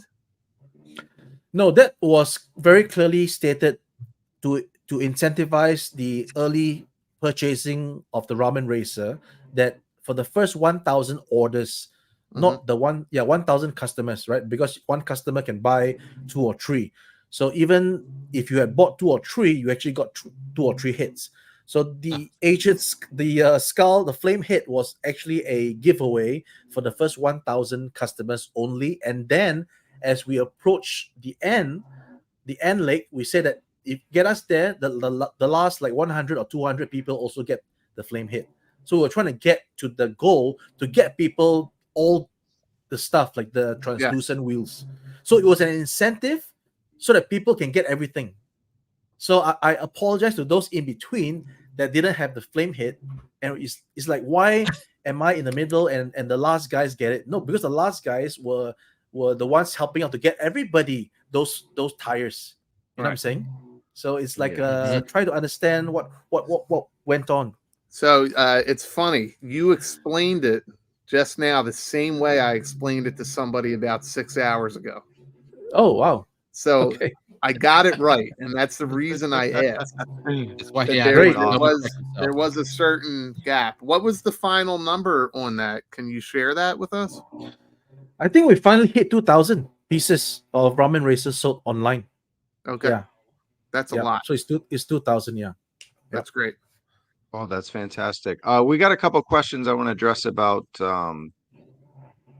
the armored vehicle stuff from Ramen.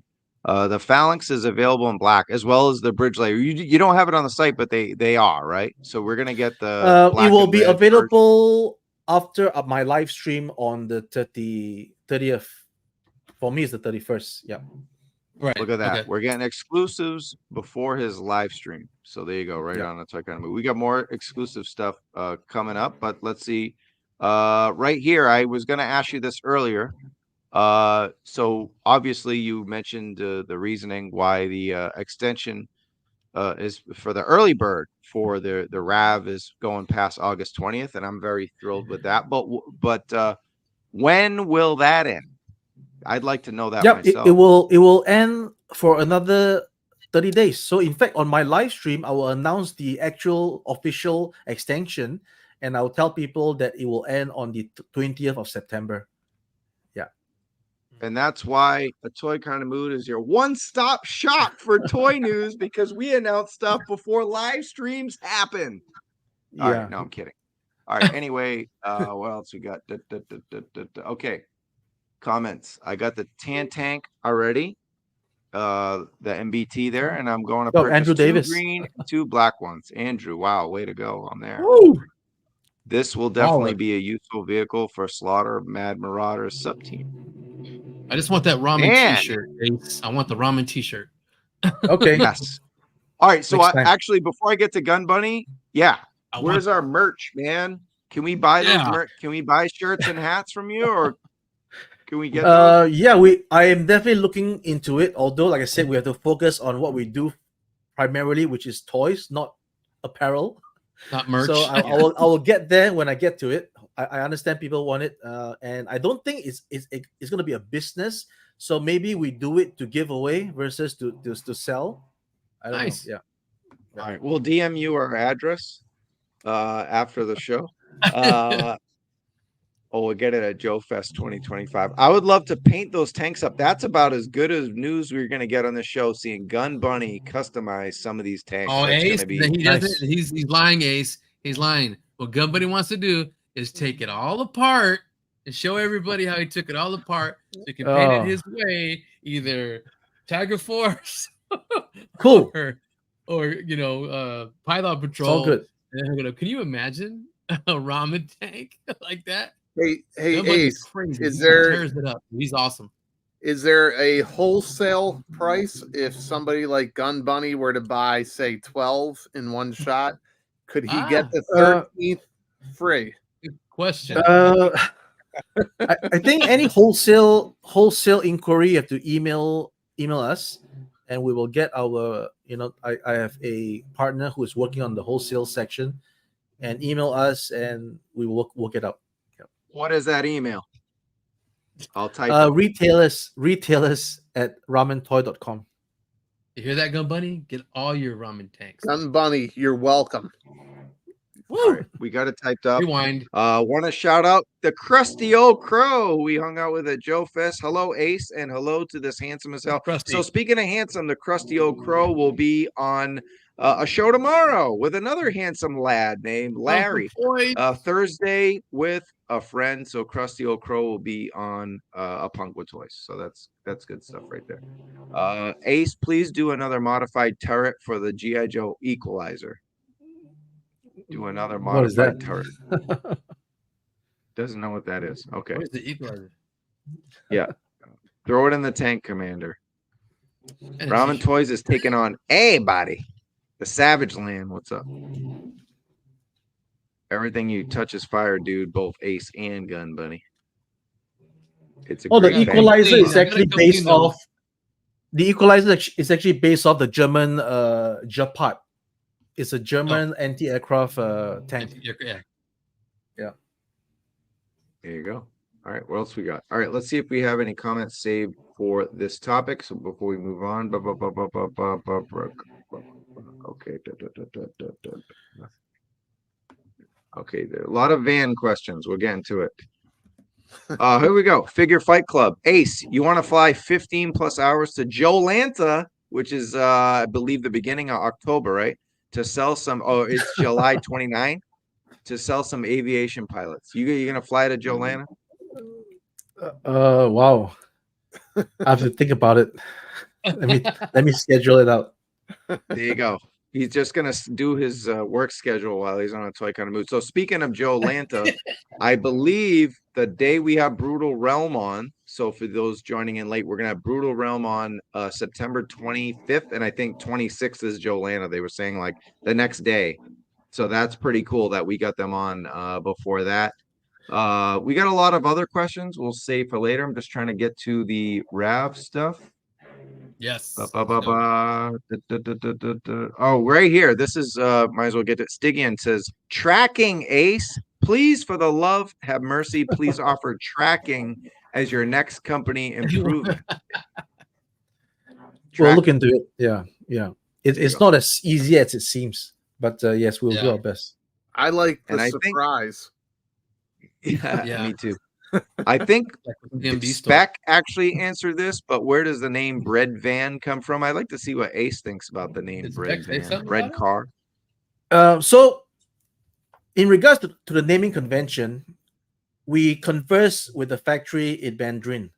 So when we talk to them, we refer to the van as 面包车. That's Mandarin, right? 面包车. 面包 is bread, and 车 is car. So bread car is where the literal translation of Mandarin of a van came in. So I thought that name was kind of cute that we use bread car instead of van to call a van. But that was in the onset, just like how I called the Happy Halloween before it became the Ramen Racer. So I just need something to as a placeholder for our Hmm. projects, right? But Ace, that's a Yeah. great segue to let everyone know what the name of it is now. It is the Rev Raider. Yeah. So we actually sat down and changed the naming convention of the Braid car to Rev, which is just the Ramen Economical Van, REV. Nice. Yep. And then with this REV, you can just call it the REV White, REV Stock White, the REV Stock Black. And then this is the REV Raider, which replaces what I announced on Facebook just a few days ago, calling it the Black Paint, right? Black It was just Paint. a name that I came up with as a placeholder for Yeah. the requested item that people want. Initially, we did the alpha version as the van that we thought people wanted. And then came the comments about, can I just get a simple white one and then a simple black one? So that's when we went into the alpha version and took out some parts and then made a simple white and black van. Now, after that, then people start saying that, but can you add the stuff from the alpha version onto the black van? Okay, so we did that, and I just simply call it the black paint. But having further thought about it, that would just be simply a black stock car, a black stock van with the add-on parts, which doesn't really make sense. So I revised it further by adding the black wheels, the darker steel instead of silver, and everything's blackened out. So now the Raider is a unique black van. Oh, And then blurred if out. you want to get a black van that is not so black, that has the silver wheels, you can do that too. And you can use the parts from the Raider to put onto the stock black, and you will get back the actual original black paint, which is what I showed on Facebook recently. So now you have four unique SKUs, an all white van, an all black van, a black van with add-ons that is not the same black van from the stock, but with darkened black wheels and darkened colors on the steel. And then you have a true alpha version, which we are now calling, which I'll actually announce now, called the Recoil, right? So the Recoil Oh. is going to be the all colored version with which I announced way back 6 months ago in my socials, fully painted top, dark metallic gray, black. There you go, and then the Ooh-wee. red stripe, and then this is called the Recoil. Yep. So That's the it. recoil, the Yep. you know Yep. the alphabetical team van. Yeah. Yep. I don't fuck around, boys. Damn. So vulgar. Look at that. Dun, dun, dun, dun. So, Ace, are those interchangeable wheels? They are not interchangeable wheels. Again, from the way we made Ramen Racer, we were building things up. We're trying to make it as many functions as possible. So if every step we take, it increases the production and manufacturing costs. Now, Yeah. when people say that, hey, I don't want to pay so much for a 1/12 scale vehicle. Now, with the van, we work backwards. We set an ideal retail price for this thing. And then we work backwards to how to achieve this price. And that includes all the parts about wheels not being interchangeable, no lights, the way it's constructed. It's all part of making this thing at its price of 140 US, and then the early bird at 99.95. So that's what it is. All right, so there's a price point that you're trying to reach and keep under. So you will have $100. options for the different hubcaps, the different colors, the red or the black. No, Yeah. currently it's all the same wheel for Okay, this particular version. And I then got as we move on, then we will offer different new toolings on the next one. okay. Yeah, people are going to want to know that, so that's why I'm asking. Yeah.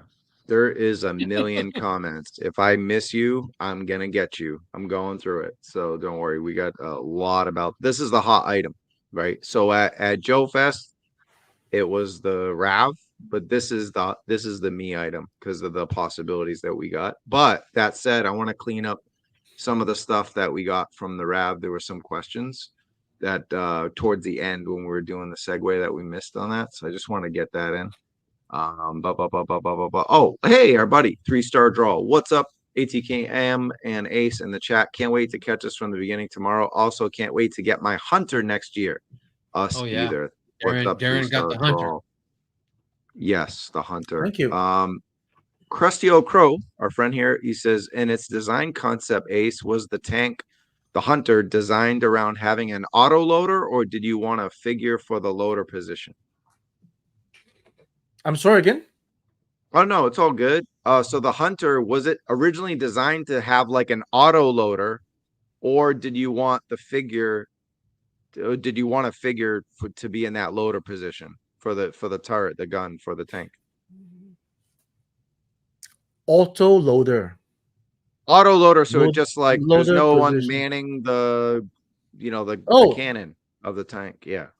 Well, it's something that is part of the limitations, right? If we want to have a tank that really has a driver, a gunner, and all these things, then there's just a different design. It's going to be bigger.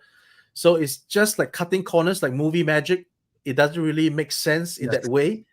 So I'm just, laying it out there. Yeah. Just ordered the RAV tank. And here's the thing. I'm like, if I don't get the bridge, I'm going to be mad. Even though I have no room for it now, I can always take stuff off the shelf and put the bridge on top of the detolfs that I have, as you can see, kind of back there. But I would get mad if I didn't get all 3 pieces, especially for the early bird price that has 1 month left, right? We want to make that clear. There's 1 month left in the early bird. So it'll be like the end of September, right? Pretty much for the early bird now. Yep, pretty much. Yep. Cool. All right, cool. And then here's that email. If anybody has the concerns, right? Retailers at Ramen Toy. And if anybody wants to help Travis out in completing the entire hunter package or the vans, super chats are always welcome. 2 hours in, no super chats. We have Ace here, guys. We've had Skeletron. We got Brutal Realm coming Shame up. on you. Come on. Nobody want. I've never said that before, but sometimes I go, no.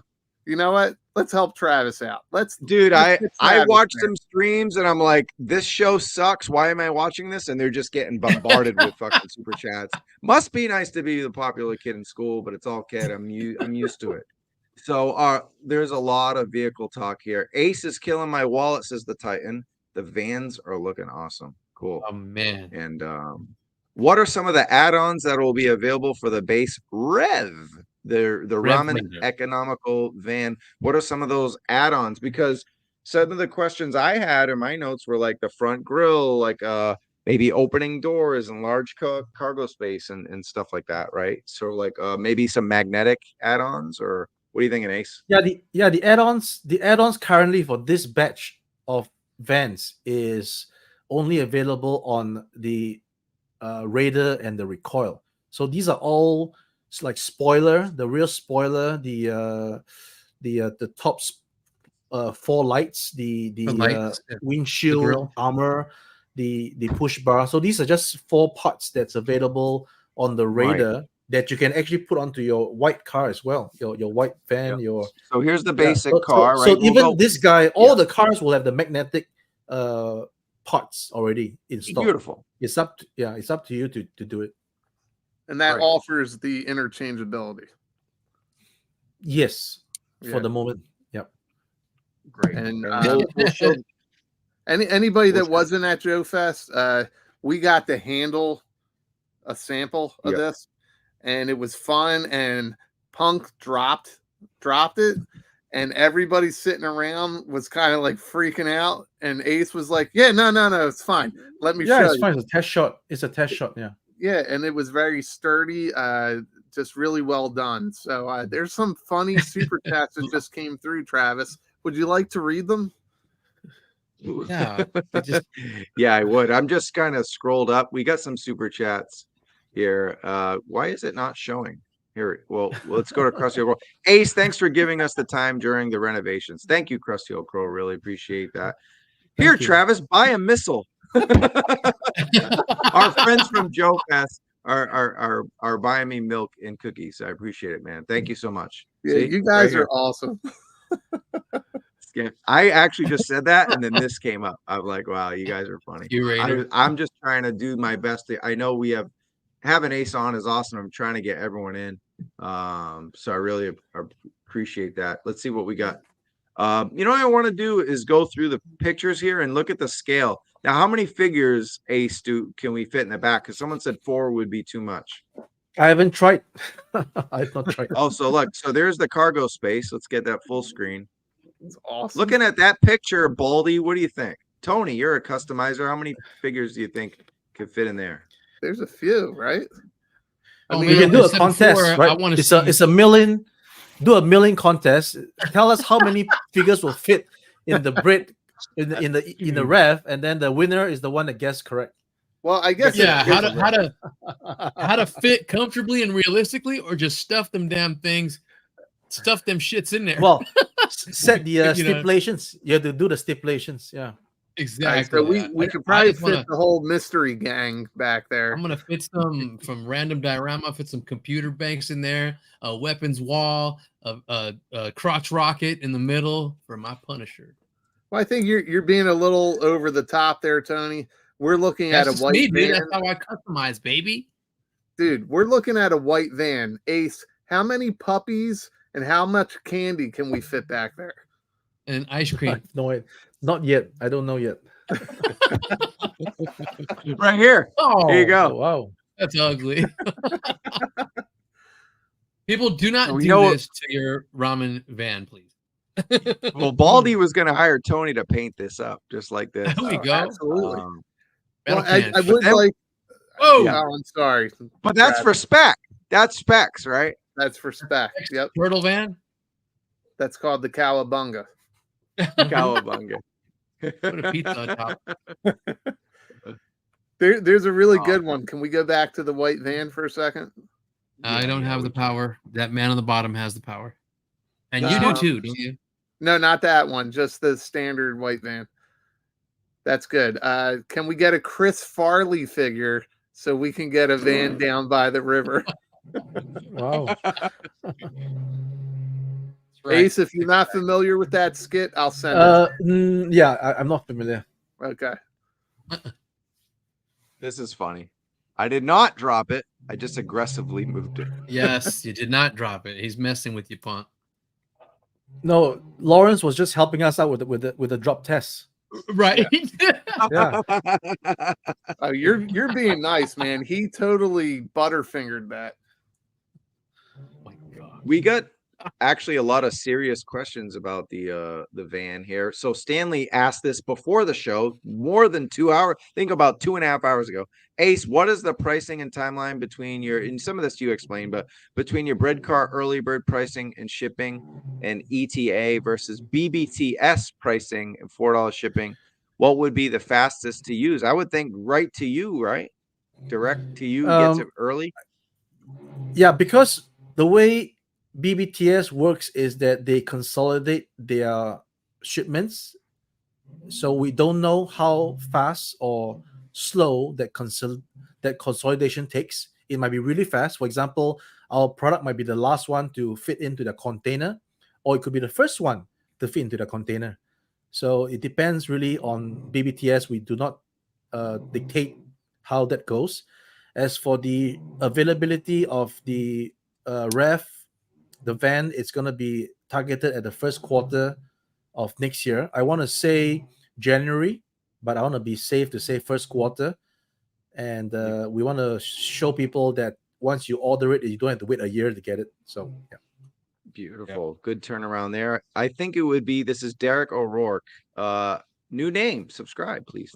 I think it would be a good idea to offer now or down the line some things to build out the black pain, which you're now calling the recoil, right? Yep. The Raider. The Raider. No, the Rev Raider is Yep. black pain, and then the Alpha's recoil. Yep, that's right. Beautiful. Like the ammo crate, weapon rack, magnetized guns and rockets. Just an idea. Any comment on some of this cool stuff that people want? Yeah, we can look into it definitely to provide accessories for the next iteration of the product. So Yep. what you got is what you got right now. So there in this current campaign, will there be any additional accessories? Is that a possibility? Or No, is it that's too it. late now? Okay. Yeah, it's too late. So we're gonna have exactly what we gonna show off in the live stream, and then subsequently on our website. Whatever that you see there, the white, the black, the Raider and Recoil is what you get, and let's get that passed on to customers' hands first before we look at decking it out with something else. Yeah, and I think I know the answer to this, but it's just any chance for four figures to represent that Team A. And would you ever consider doing a Little Bird helicopter? Nice Mm. wording. Ooh. Lots of stuff to do, but it takes developmental time. So for a helicopter, it's gonna be something that we will select as the most sellable versus something that is a bit deep cut. We'll see.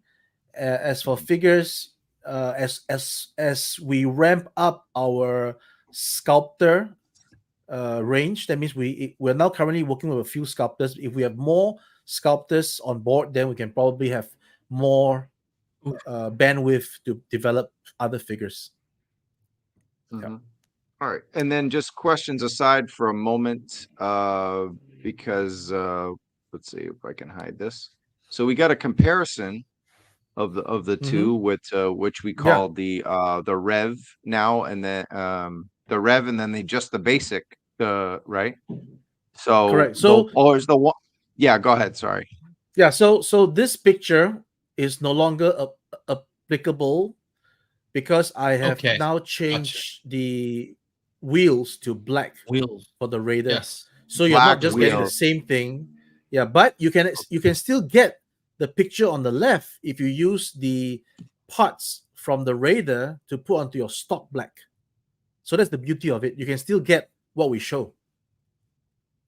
Okay. I Yeah. see what you're saying. So those Hopefully it's not too pieces are confusing. the front, the front grill, Yeah. the headlights there, that windshield protector, bulletproof, and then you got Yes. the fin on the back there, the spoiler, Yes. and then Yeah. I think so those, just to be clear, those silver rims are gone for everything, or just for the They're on from the another. basic? No. You see the two little black tabs on the front, those are magnetic. So remove those black tabs to replace it with your push bar. Yes. On the left. Yeah. Yeah. Okay. So the tire, you said they're black, the tire rims, but they're On going the to be Rev silver Raider. on Yes. Now. on On the Rev Raider, Raider. on the Raider is all black. Yeah. All Punisher. black. I'm saying Which looks more like what you guys want to complement your next incoming Marvel Legends 2-pack, right? So yes. There you go. Yeah, we got That's images. right, baby. That's right, Ace. So this is just we're just taking a little deeper look at some of the comparisons, but now that, like you said, other than the all black wheels, everything else is still good to go. yeah, and the silver is all blackened out. It's a All darker blackened steel out color. now Yeah. to complement. this Okay, one, so these on the Rev these Raider. images, even though you posted them the other day, Baldy, you posted these the other day, they're now dated because he's listening to the fans that quickly. He's got that quick of a turnaround. Unbelievable. So look at this. That was This crazy is with the black accent. now is this still applicable somewhat? Yeah, if you right? if you get the parts from the Raider and you get a white van, you can put those parts here. Awesome. They're This is interchangeable. really cool. Yeah. Magnetic interchangeable. Yep. That's cool.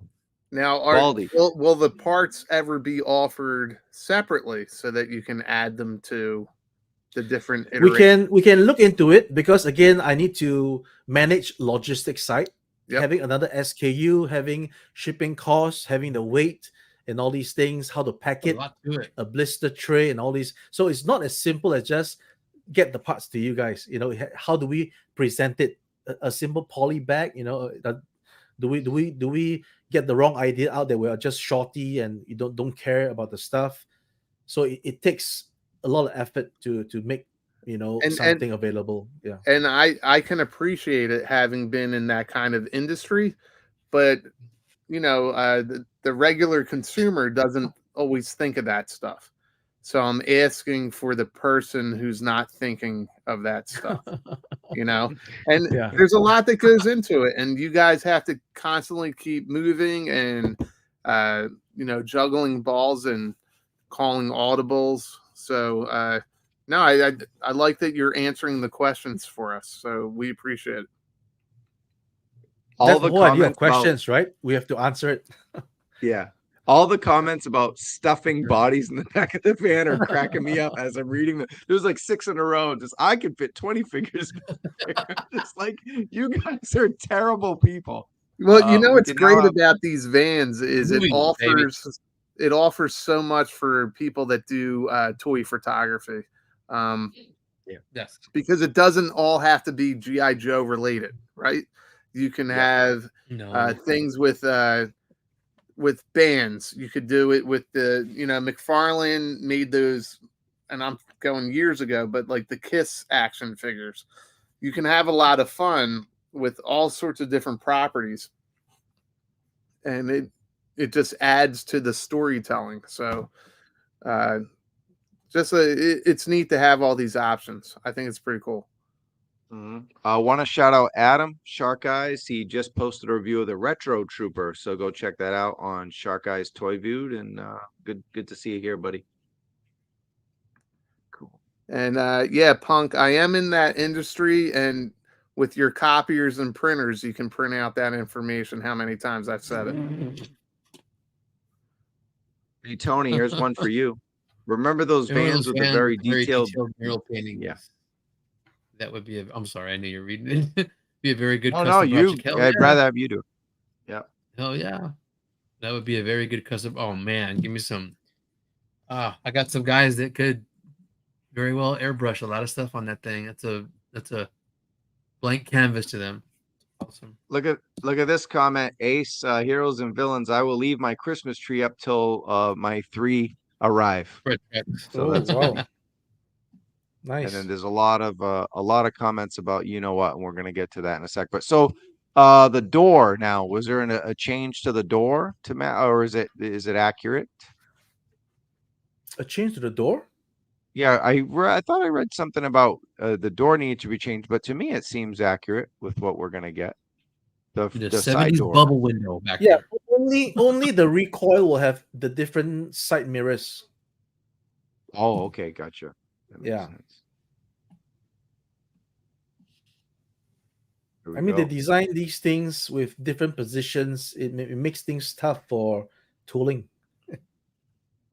All right. Question for Ace. Will the bread van have the same style of wheels, screw-in type as the Ramen Racer, or did you go with a different manufacturing approach? Good question. Yeah, it won't be like Ramen Racer. You can't take it out. It's screwed in from inside.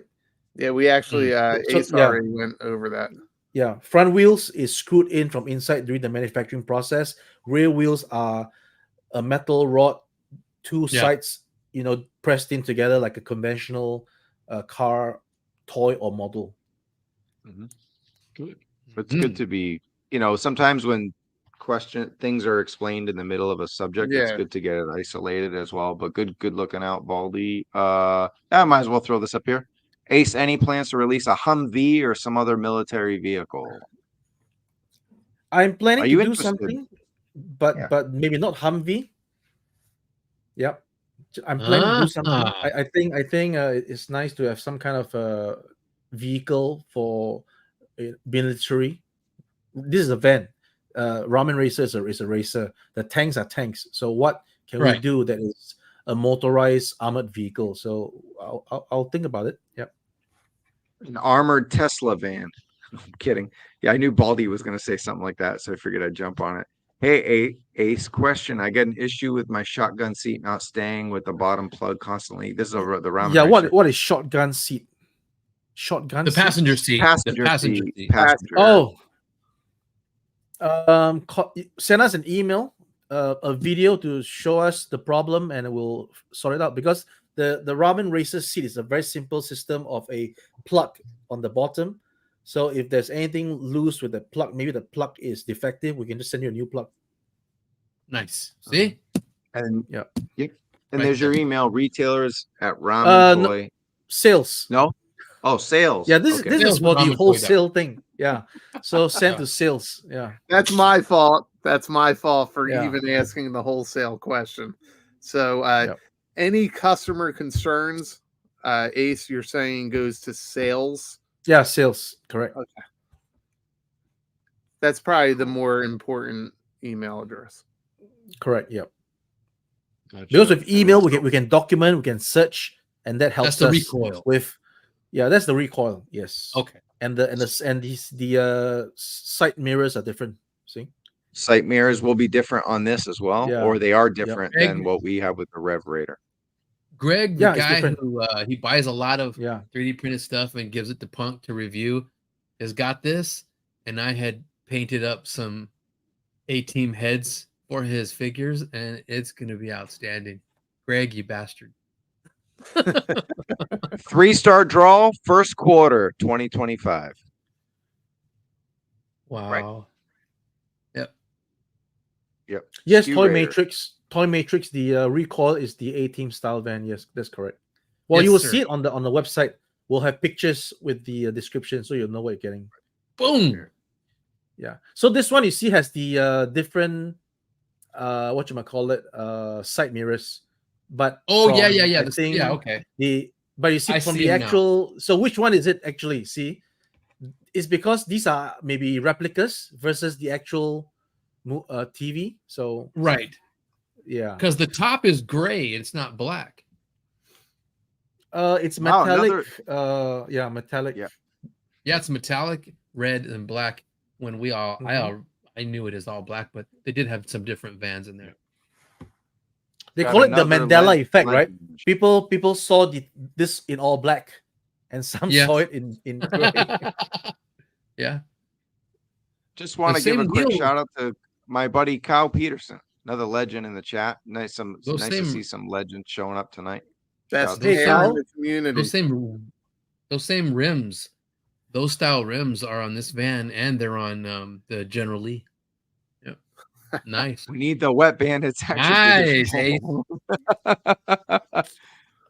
Ace, have you ever seen Home Alone? Yes, many times.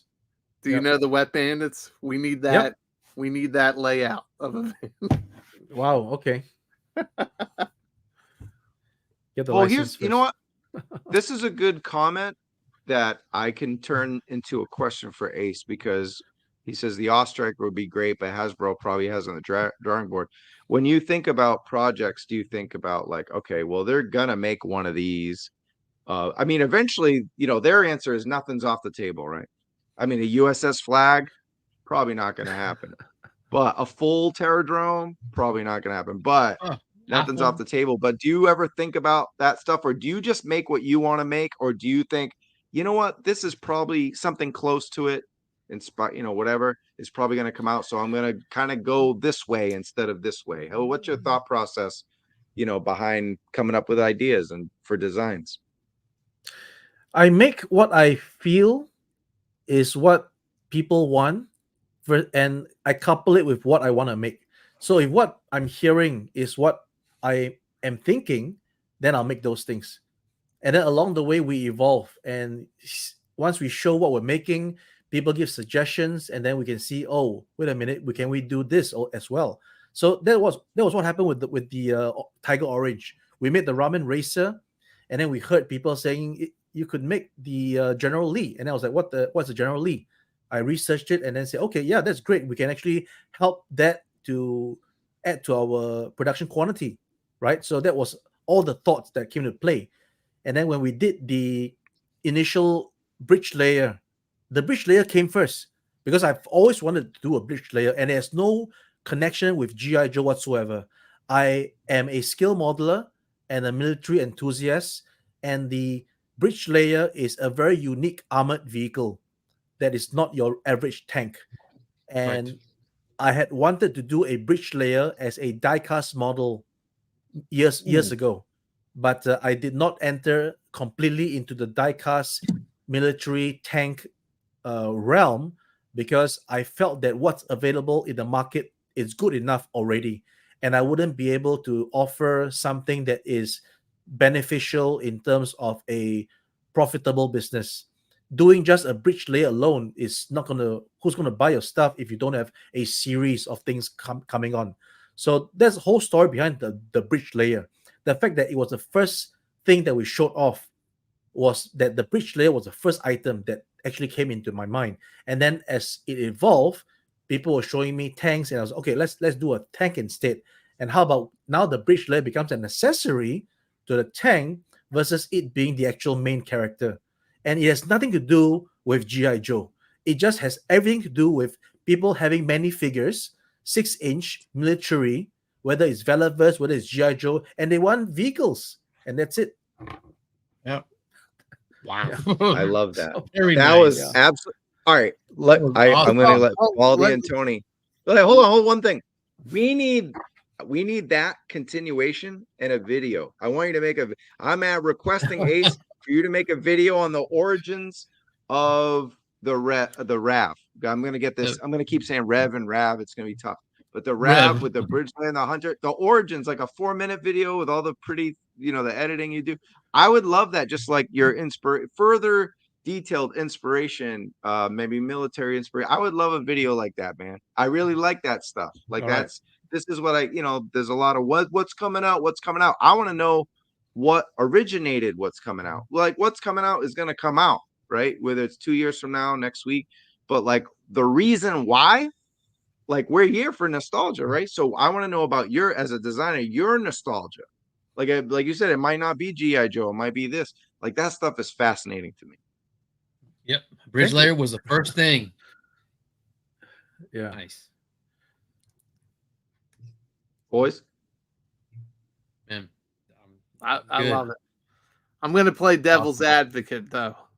Uh-oh. So we talked briefly about this, and then you got the bridge layer. You mentioned the General Lee, and you always have people. We had some comments in here tonight, kind of buried in there, about cease and desist or IP infringement, where the bridge layer is a real world application. How do you address that to the fans? Are Hasbro or Mattel lawyers, are they nice to talk to?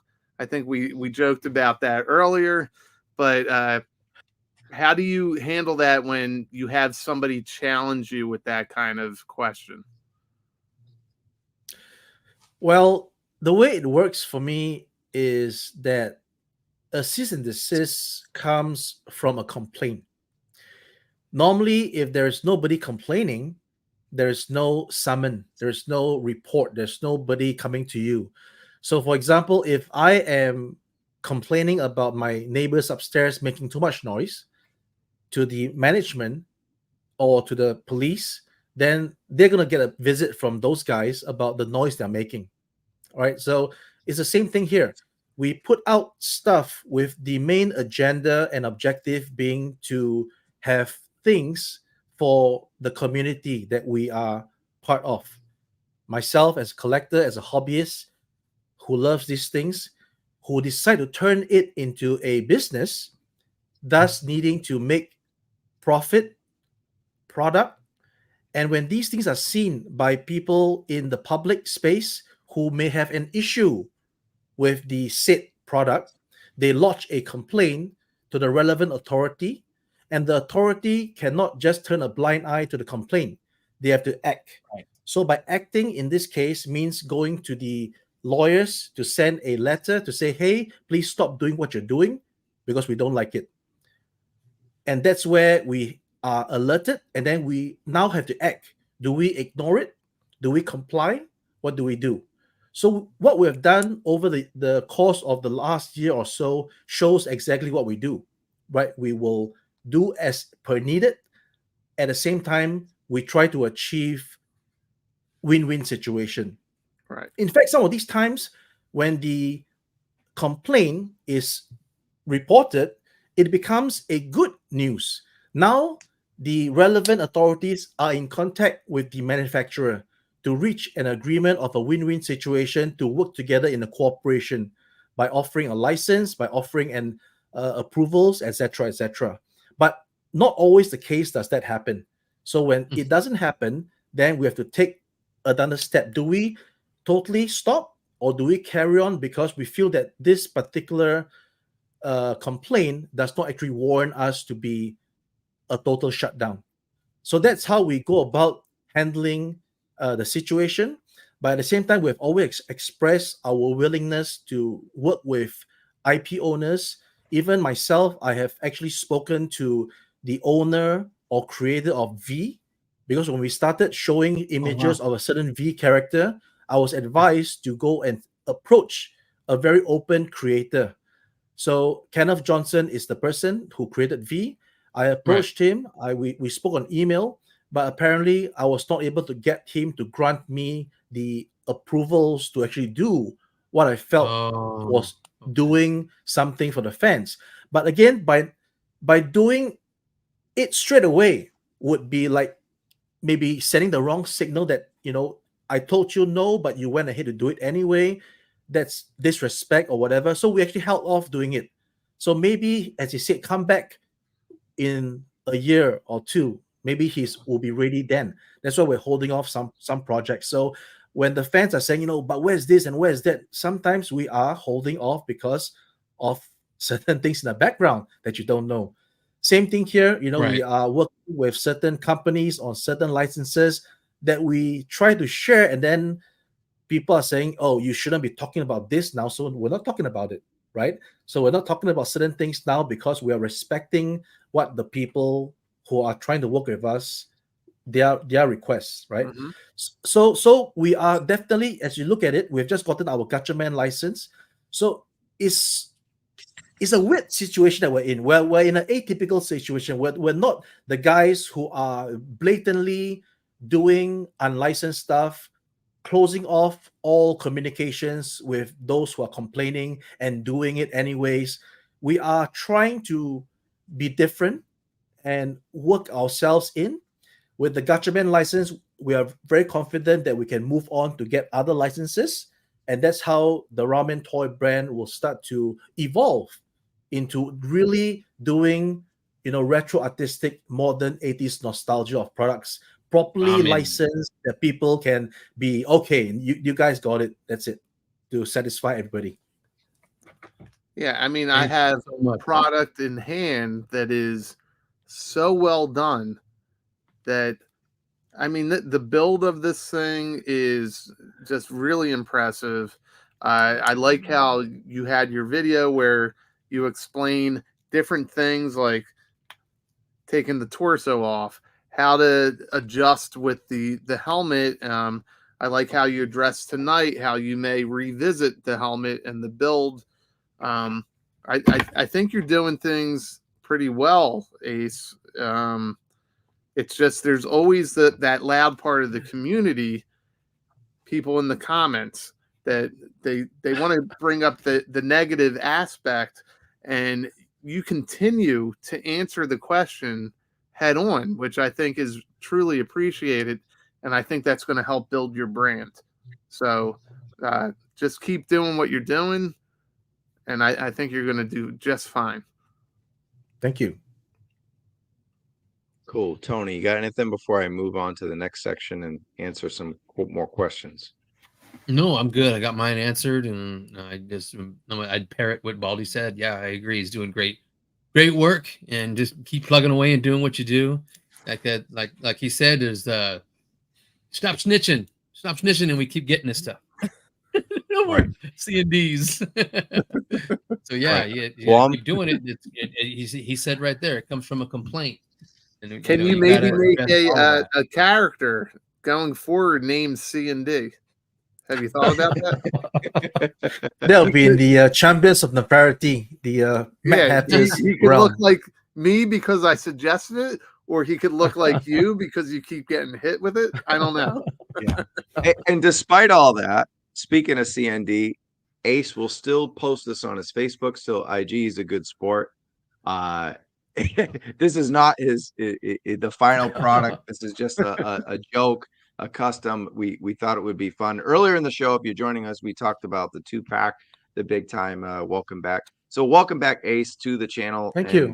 We're gonna cover some stuff because, man, that's far from what you're offering So I don't see why they would be. I don't see all that stuff, but people want it, right? People want, the turret on the front, the gun, the cannons in the front, those razor blade rims and all that stuff. Like, they're asking questions. We're getting a lot of that stuff. Let's see, like, will the Rev come with gun racks or crates and boxes that could be filled with weapons and other accessories? Now, I think you addressed it that it will probably be on the next edition of the van. Or how are you feeling about maybe coming out with separate accessory packs that maybe aren't part of the sale, but something to fill the void of all our, fantasies and dreams? Yeah, I'm definitely working on all those things. For example, I am currently working on a weapons rack for, popular muscular 80s line of figures that I felt needed weapons rack. So and weapons. So yeah, I am moving into all these directions of adding. In fact, the CAC set was one such so-called weapons rack, right? It's a complementary product. So I will endeavor to make all these complementary product for what everybody wants to help us to formulate and create our ideal display piece. Right, like here's some of the comments. We want a surveillance package. For stuff like. Nice. What else we got? Let's see. This is a ramen racer, but hey, Ace, and Will. all, I love my Wolverine Ortez. I like that name. Love my ramen racer. Can't wait for the bread van and future high jumping talking black sports car. So he's just giving you some love there. So Yep. Very cool. Doable. I don't know what. Come on, Ace. Doable. Yeah. Well, I wanted to follow up with the military thing, and I think a lot of it is going to be when you think about future products, right? Can't talk about future products. When you think about it, is it going to be obviously sales is that number one, or is it like, okay, well, maybe it didn't reach my goal, but I still want to do this? Or like, so for instance, our friend Gun Bunny, any possible troop carrying vehicles like the APC. See, some of these things, bridge layer, APC, I don't think they're on the radar of the other place. So I think that's the thing. It's like, I think you're filling a void for us that we're not. I don't think we're going to be able to get some of this stuff. Yeah, myself, I'm is actually it based on sales? Myself, I'm actually I was in the armored vocation when I was serving my national service. That's 2 years in the army in Singapore, and I was a tank APC commander, not tank APC commander, the M113. Yeah, so I'm quite fluent in that particular version of the M113, including servicing the vehicle, breaking the track of the vehicle, changing the track, its weapon. So yes, there is some connection why I do these things, because I've done it before. So that's part of it. Yeah. So to your question, it's not all about the money, although there was a popular saying that I tried to find again, but I couldn't find it when I was as a younger myself. I was in learning insurance. I read this quote. I couldn't really verbatim it, but it's something like, money is not the end goal, but it is it is the result of putting in the effort and the work to get things done. It will come. There is no reason. There's no such thing as I'm going to put in a lot of work and effort, and then at the end of the day, there is just no money. The money will automatically come when somebody puts in the effort and the work. And I was trying to find that quote, but that is basically the mental for us. It's not about let's see how much we can make and let's make the money. No, let's put out products that people want, put out the best products we can possibly put out. We don't claim to be the best. We are not the best at all. We do our best at putting out the products, and then the money will come. And that's what it is. And we do need the money because we fly to all these conventions in the States. We make all the R&D. We pay artists. We pay sculptors to do the work.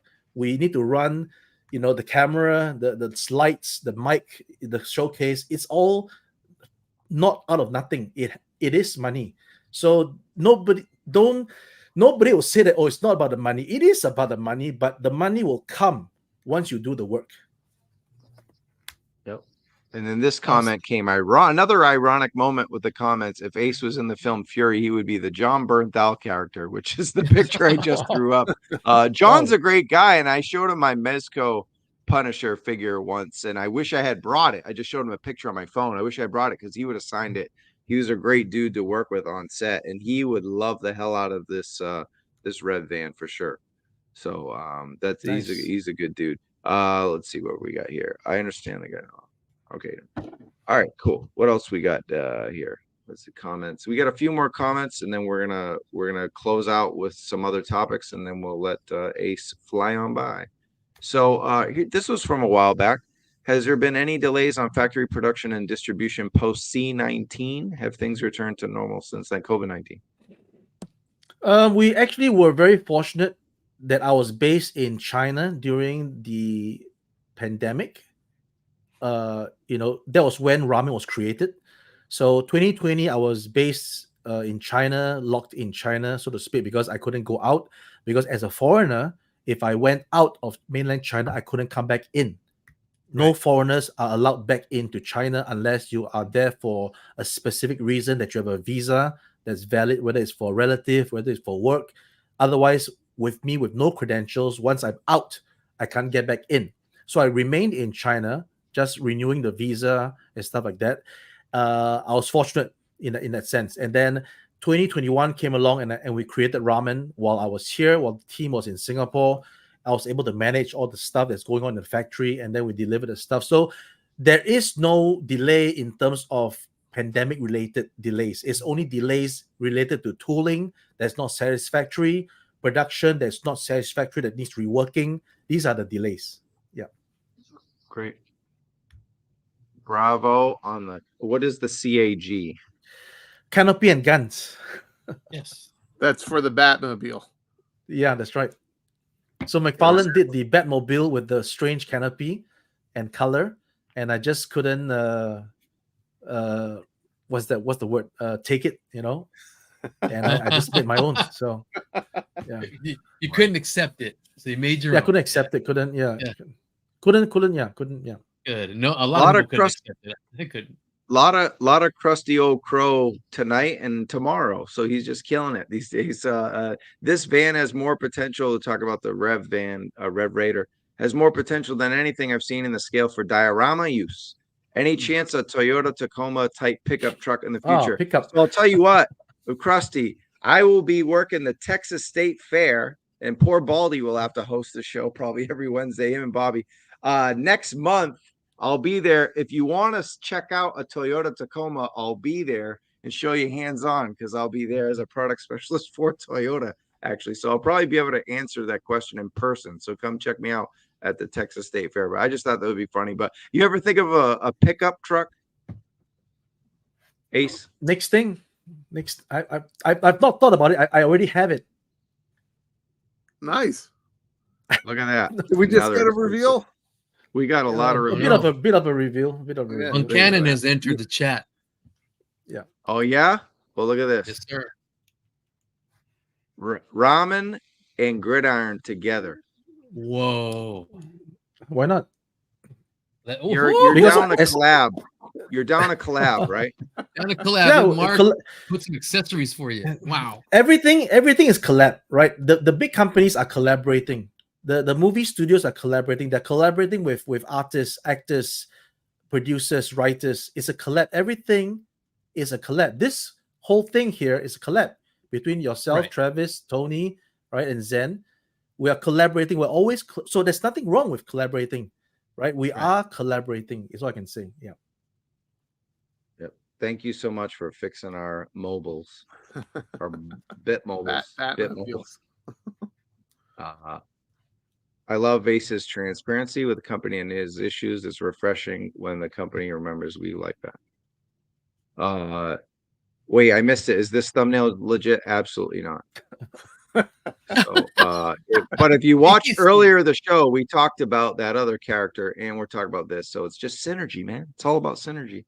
Hi, will you do a second run with the Ramen Racer? I like mine, but need a second one for my blade, which if you watch the replay, there was a custom blade that will go with the, oh, there it is. Never mind. You don't want to watch the replay.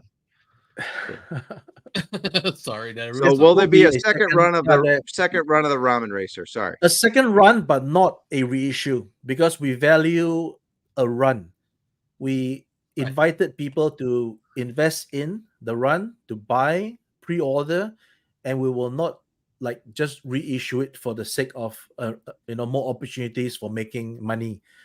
Instead, we will again also we are mindful that people don't want to pay high prices on eBay for the same thing.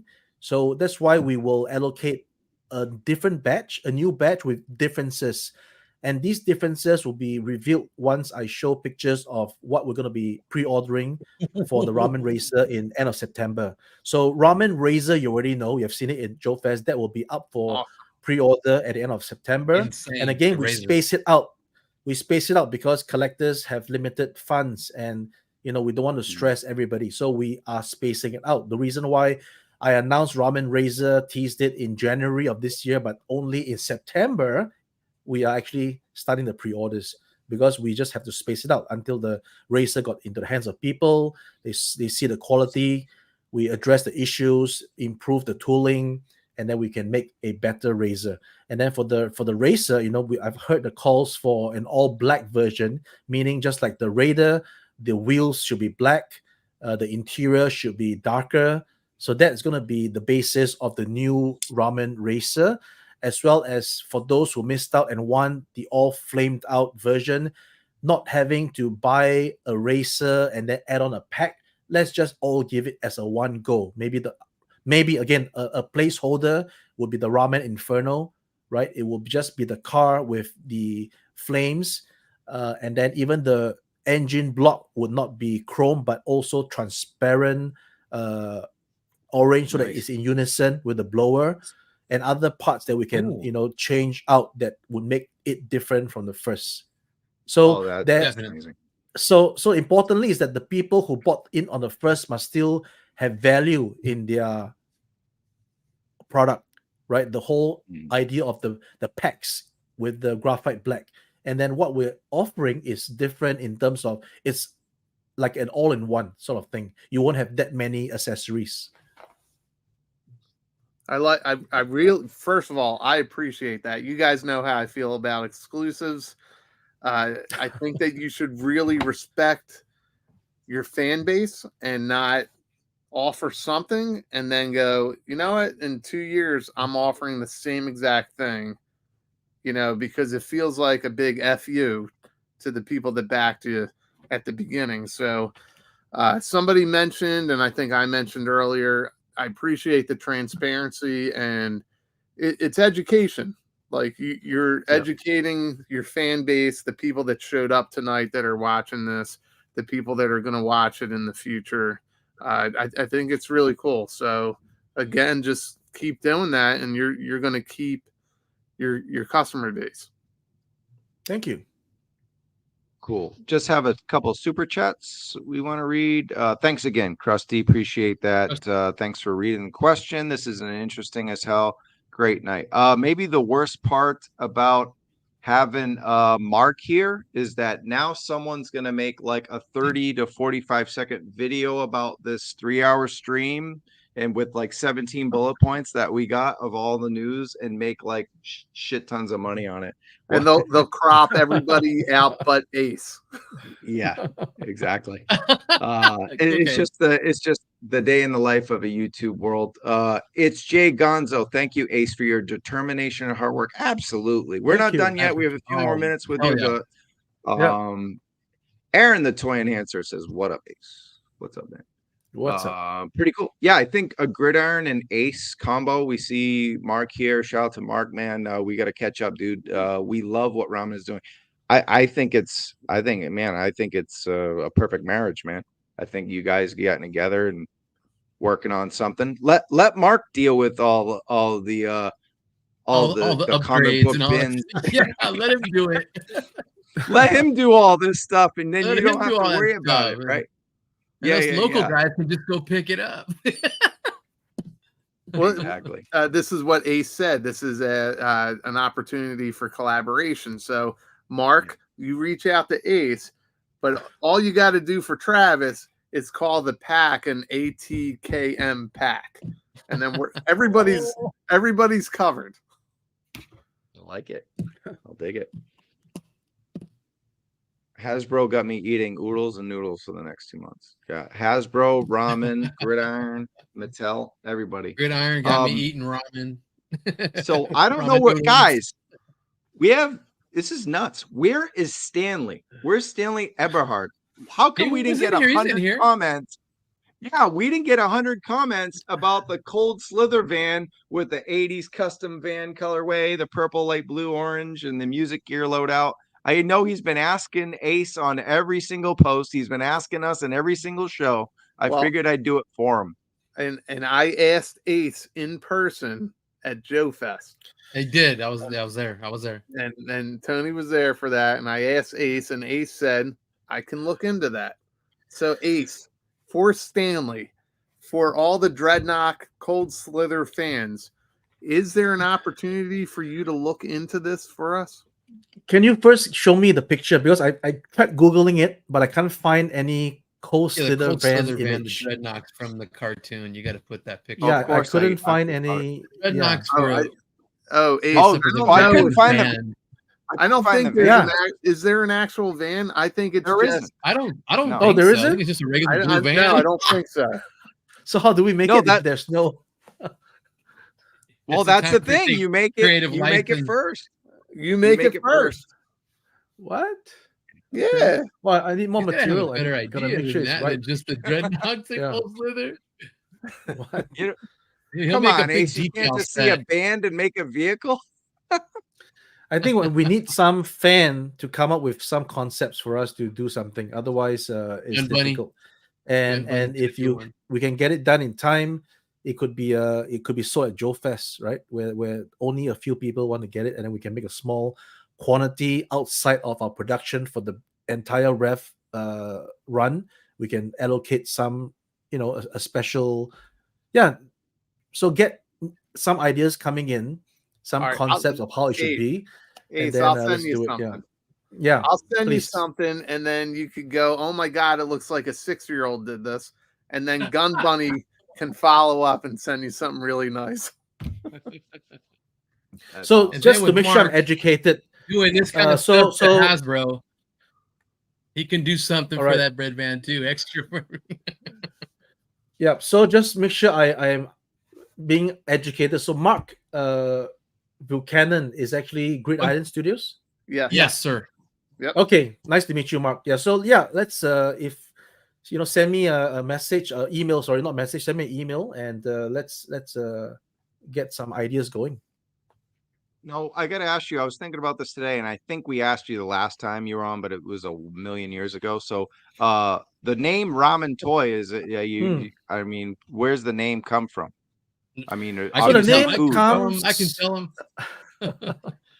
So the name comes from basically as far back as myself in Japan in a convention called Wonder Festival, and I was buying what is called a Tanmen model, TANMEN.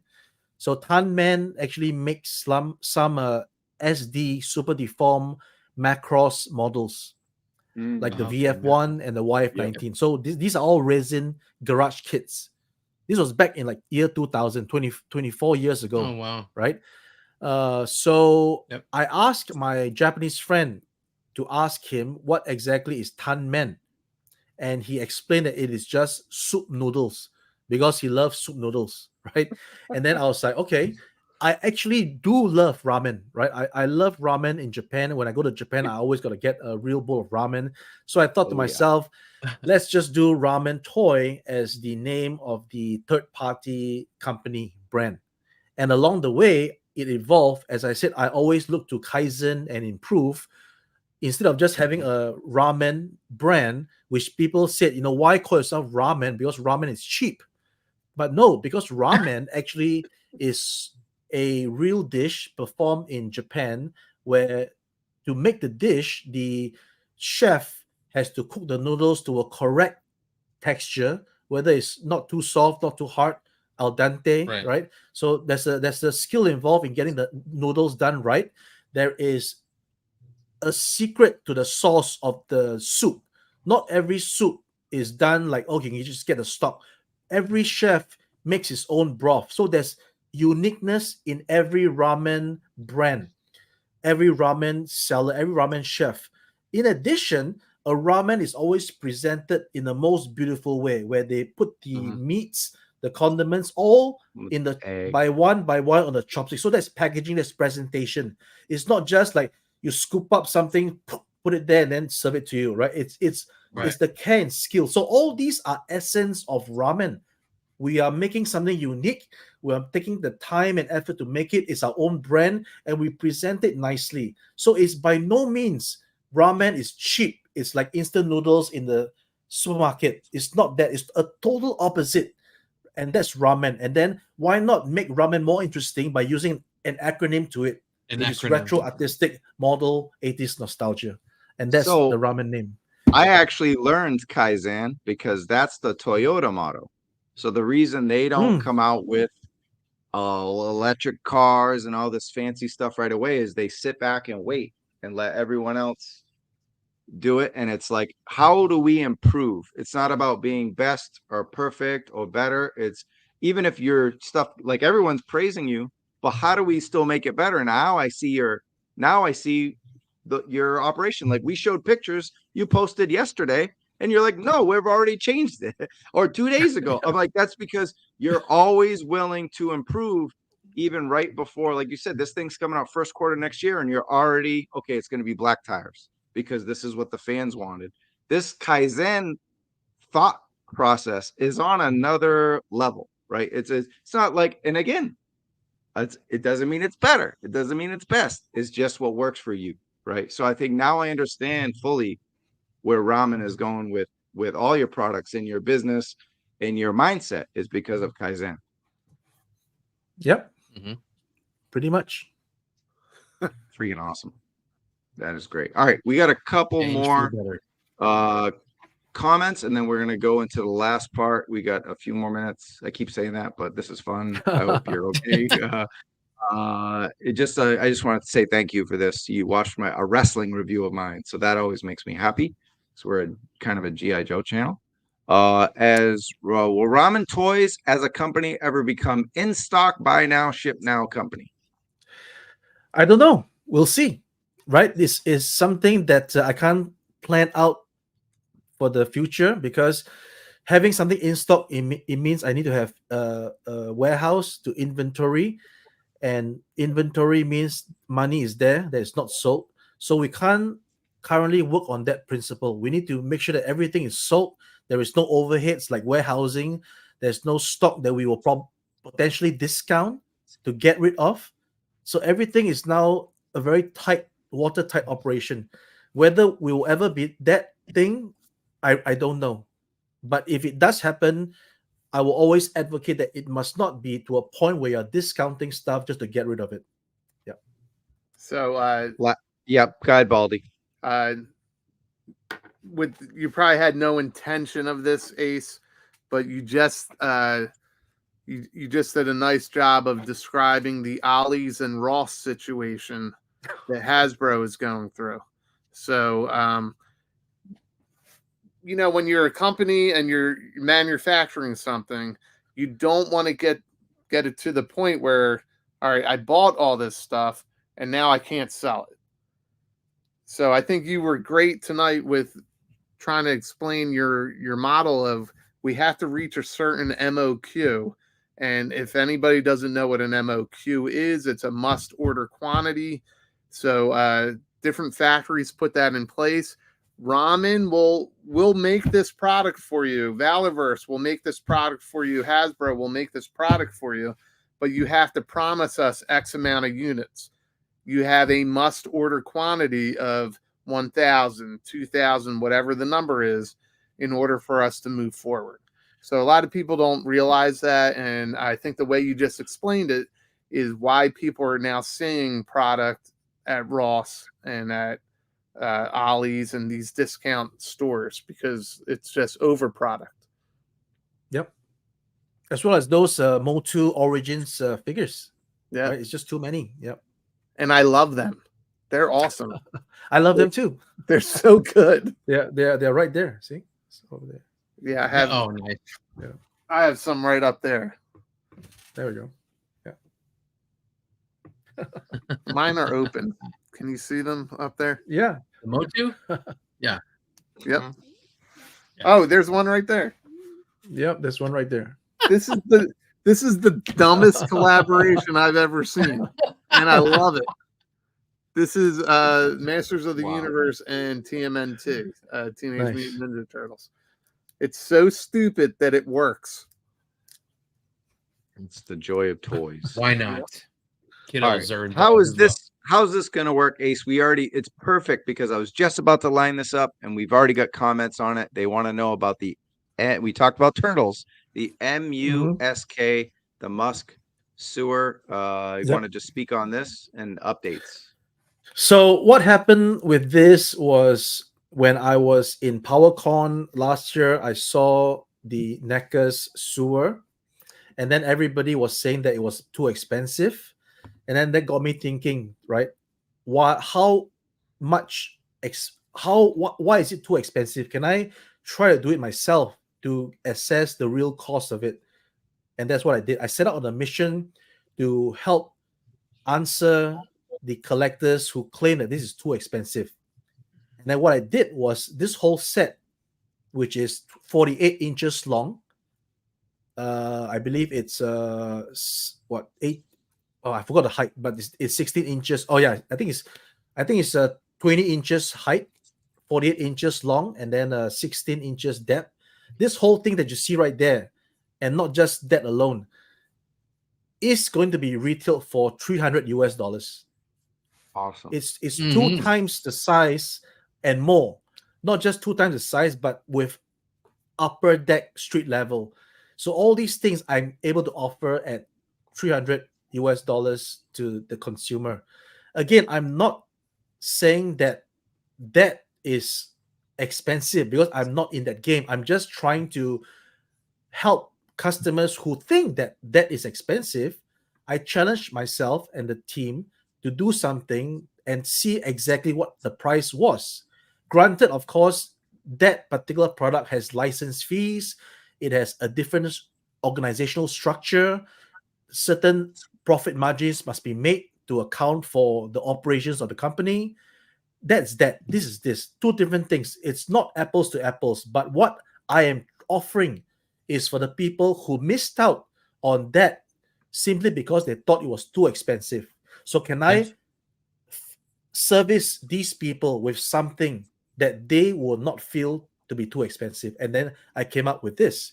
So if you actually have this guy and then even take off the street level, then you will get somewhat the product that the people claim to be too expensive. And that particular piece, if I'm not mistaken, is by itself less than $100, right? You put two together, the street level and the sewer, it becomes the Musk, which is the modular underground sewer command. And that two by itself, I believe, is under $200. And then the super mask is what you see over here, everything, and that is $300. That is what we are saying, right? Of course, there is shipping cost involved as well. So when you land this, it might be $400, $450, who knows, right? But of course, we are using the most affordable shipping method, which is by sea, and it wouldn't go above 400, I think, right? For this whole thing to be shipped, most likely the shipping cost would be at the most $100 for sea freight, right? So all these are still being extrapolated, and why we delayed it is because the moment I got this thing in its gray form, and then there was complaints about the street level looking warpy. It's not correct, right? So what I did was I went ahead to tool the street level, the road section and the underground section. Those are two. But what you see in the picture here is printed. Again, the guys now making my prototype made a mistake again, and then they actually printed these things when I already showed them that I have these things tooled. All right. So go back to my videos, see me putting a ramen racer on top of the thing, and it doesn't even flex because it's a tooled piece. So Street what level. happened from the time I tooled it to the time of this delay is because after I tooled it, everything else, the tolerance of all the parts have changed. Now you have a tooled part versus prototype parts. And I wasn't able to match those prototype parts to the tooled version to come up with an overall painted piece to start to sell. And I was waiting for the 3D modeler to help me to convert all the other files so that they match up with the tooled version. And that was when the fiasco happened, because what happened was the 3D modeler that I entrust to make this task, 1 month, 2 months, 3 months, he did nothing, right? And when I finally found out that he did nothing, and his reason was because his computer software was not enough to manipulate something of this scale together, right? And then he was just like, I don't know, he was for his own personal reason. We don't want to go into that, right? Forget about that. So we found a new vendor to help us to do this, and that started from scratch in April. So April, May, June, July, August was the time taken to redo all the files. And then now we have a prototype that I will incorporate the two parts. And then finally, by September, I should have everything to show everybody on the mask. Yep. So that was what happened. You have there's other updated photos too, right? So you got the toll booth. Yeah, so that was taken by the factory, and then that was taken by me. So this is taken by me. So I always take proper photos. So photos that doesn't look good, I don't actually show people because it's just not good. So I actually show people the phone booth, because we actually never showed any images of the inside of the phone booth, and now we have it, so I can show it. Yeah. Awesome. Amazing. Right on. Shoot. It's killer. Yeah, because in the other picture shown by the factory, the phone itself, the handset was down. You see, I don't want that. Yeah. I want it to be hooked onto the phone. Yeah, that's right. Yep. So there it is. Yeah. Yep. Yeah, because Superman would never get in a telephone booth with that thing hanging off on the side. He would go in there. That thing needs to be hanging up. I love this because it means that the 3 hours were well spent. I was on the fence about ramen before. Oh, thank you. Mood interview, but Ace sold me, and will be ordering now without reservation. So that's always. And you know what's the irony? The irony is that I'm a bad salesman. I was working insurance for a year, and I sold nothing. I'm not a salesman. Seriously, I'm not a salesman. The visuals, it's the visual merchandising. Well, you know what it is? It's the work and the final product that does the selling for you.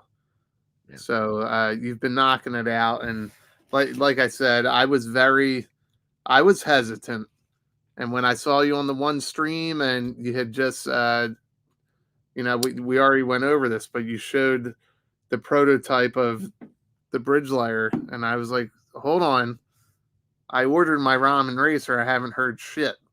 And you jumped right in and you answered my questions. And I was like, all right, this guy knows what he's talking about. And then within like a week or two, people started getting the notifications. So again, continue to do that kind of stuff, and you'll get more comments like what we just got, where somebody's on the fence. They're not sure, but you guys support a smaller company early on, and then all they can do is grow and become better. So keep doing it, Ace. Yep. Thank you. Send me that 4-pack of the helmets when you put it together. All right. Awesome. So we have a comment here about I had it saved. Where the hell is it? Was it just about the horse? The Marshall. Someone was the Marshall is already shipping. Yeah, Marshall is already shipping. Yes. Okay, great. It's already shipping. Great. Yeah. Great. And we got the super chat. Thank you, Deep Waters. Ace, I love what you do for us all. Can you talk a little more about your upcoming Gatchaman releases, and will they be on your live stream coming up? So the Gatchaman license involves a first product, which is the Eagle Shop, and we're currently working on the prototype. I will be able to share some snippets, but I don't want to share too much because I want to get it approved at least by the licensor first, meaning that I show the licensor what we've done so far versus showing everybody, and then the licensor has not actually gotten any news from us. So I was like going through the sculpt strenuously to get it to the shape I want. And now we are at this stage whereby we are actually going into prototyping to make sure the functionality starts to happen. But I need to go send this information to the licensor, let them see it before I can actually show more details of what the model is going to look like. But we endeavor to actually have a somewhat of a prototype at the Malaysia show in Asia Pop in Kuala Lumpur, Malaysia, at the end of September. We plan to have a gray model there to at least show people the size and the figure size. That's it. No functions yet. And then hopefully by December, Singapore Comic Con will have actually a functional prototype, maybe painted as well. Yep. Awesome. So look, we're coming up on almost 2.5 hours with you. So there's just a quick, I want to circle back around real quick. Last image we're going to show, shout out to Mega J with his video. We were there though. This was a showstopper too, right, Tony? And then the Ramen Razor Ramon. Yep, the Ramen Razor. Ramon. Oye, The razor. Mexico. But yeah. Ace, any quick comment on the Razor? Yeah, so the Razor will be available pre-order end of September, along with the other Ramen races. Yep. That's the only comment. Awesome. It's going to be out, yeah. This thing was, I know Baldy was like, I wish I had that one. It's funny, Ace, I don't know if you'll remember this conversation, but because of my American ear and your accent, we were sitting next to each other, and I said, what is that Mad Max one called? And you said Ramen Razor. And I said, right no. There. Yeah. Do you remember that, Tony? And I was like, no, I already ordered the Ramen Racer. What is that called? And you said Razor. And then I had Razor. Yeah. Wow. And I was like, Razor, Racer. Yeah. That was great, though. Yeah. Yep. So 3 quick questions, gonna be rapid fire answers, so we can let Ace go and let the boys go. Chris, since Krusty gave us all the super chats, we'll let him have it. You could answer fast though, Ace. Have you looked at the fantasy line, like Animal Warriors of the Kingdom or Mythic Legions? Any interest in that kind of going into that realm of fantasy? I think my interest is always there because I enjoy Mo2, but I think we also don't want an oversaturation in the market for certain genres, and then it just puts pressure on the collector. It puts pressure on the manufacturer. There's more competition, and let's go and do something that is a bit more open space is what I would do. Of course, I have the interest, but doesn't mean that I have to do it because of the surroundings right now. I look at the surroundings. There's a lot of offerings of this kind of stuff. Unless there is a clear indication that you do need to put more out because it's not saturated yet, until that is proven to me, I wouldn't go touch it now. Yeah. Yep. And then the next one is, and this one is for Bobby Bear from A Toy Kind of Mood and Geeks Have Game, as well as Justin Mohan. Ace, update on Mask. The update is we can't talk about it. That's the update. There is no update. Cool. All right. No, there is update, but we can't talk about it. Oh, you can't talk about the update. Yeah, we were specifically told not to talk about it. Just it violates the negotiations. Yes. There's no talking about Fight Club. All right. And with your transparency, I think if you talk about it, it's over. Yeah. Yeah. And I think with your transparency tonight, everybody can now respect what that means. Yes, exactly. Oh, thank you. All right. And Shark Guys, our friend, hear me out, Ace. Military battlefield modular mini playsets. That's a lot to say. That's a lot to say. Well, It's a mouthful. send some examples of skill Put it on and them, Ace. what it Put it on them. entails. Then we can look at it, because otherwise that is as generic to me as the sky is blue. I don't really catch what it is. So, but if there is something that somebody's passionate about and it can be made, and because I also like military stuff, so we can look into it, as long as I need to see more detailed explanation. Got it. There you go, Adam. We're gonna show off where to find your stuff and where to buy your stuff, but before There we that, go. do we have any final comments? Baldy, Tony, we'll go with Tony. No, I'm Comments, good. questions, anything last for Ace? Nope, he's answering everything I needed, and it was awesome interview. I still Thank need a you. t-shirt. Gonna give it away. If I All buy right. something. Need a hat and a shirt. Yeah. Hell yeah. Awesome. Great having you here, Ace. Thank you. Thank you so much for It sure, was Baldy. great being here. Yep. I didn't like his attitude at all. I didn't like how he handled himself. Didn't I know think it all, huh? He's kind of a jerk. No, man, you did great. I think it's kind of shitty the way some people have, I don't know, kind of drug you through in the past. But if you just sit down and you talk to somebody and you ask questions, everything's out there. So I appreciate you doing that for me, for Travis, for Tony, for the people in the chat, and for your fans. So I just wish you well with Ramen Toys. Thank you. I said thank before, you. it was real nice meeting you and hanging out with you at JoeFest. I'm so glad we got to do that. Absolutely. So let's shout out his YouTube here, Ramen Toy at Ramen Yep. Toy Toy. on YouTube. And I'm really enjoying, the videos you're posting. Like I said, I want like an origins of the RAV with the bridge layer. I would just love Okay. a short on that. I think that All would be right. cool. You don't have to do it. I just think it would be amazing to hear. I love those stories, like origins. What inspired you to do some of these projects? And it's Great. not because it's a cool looking thing. They're all cool, right? But that's the kind In of stuff. fact- So go check it out. Yeah. In fact, when I make those videos and the channel blows up, I gotta credit you for the idea. No, I don't need any credit, man. I'll enjoy it from afar.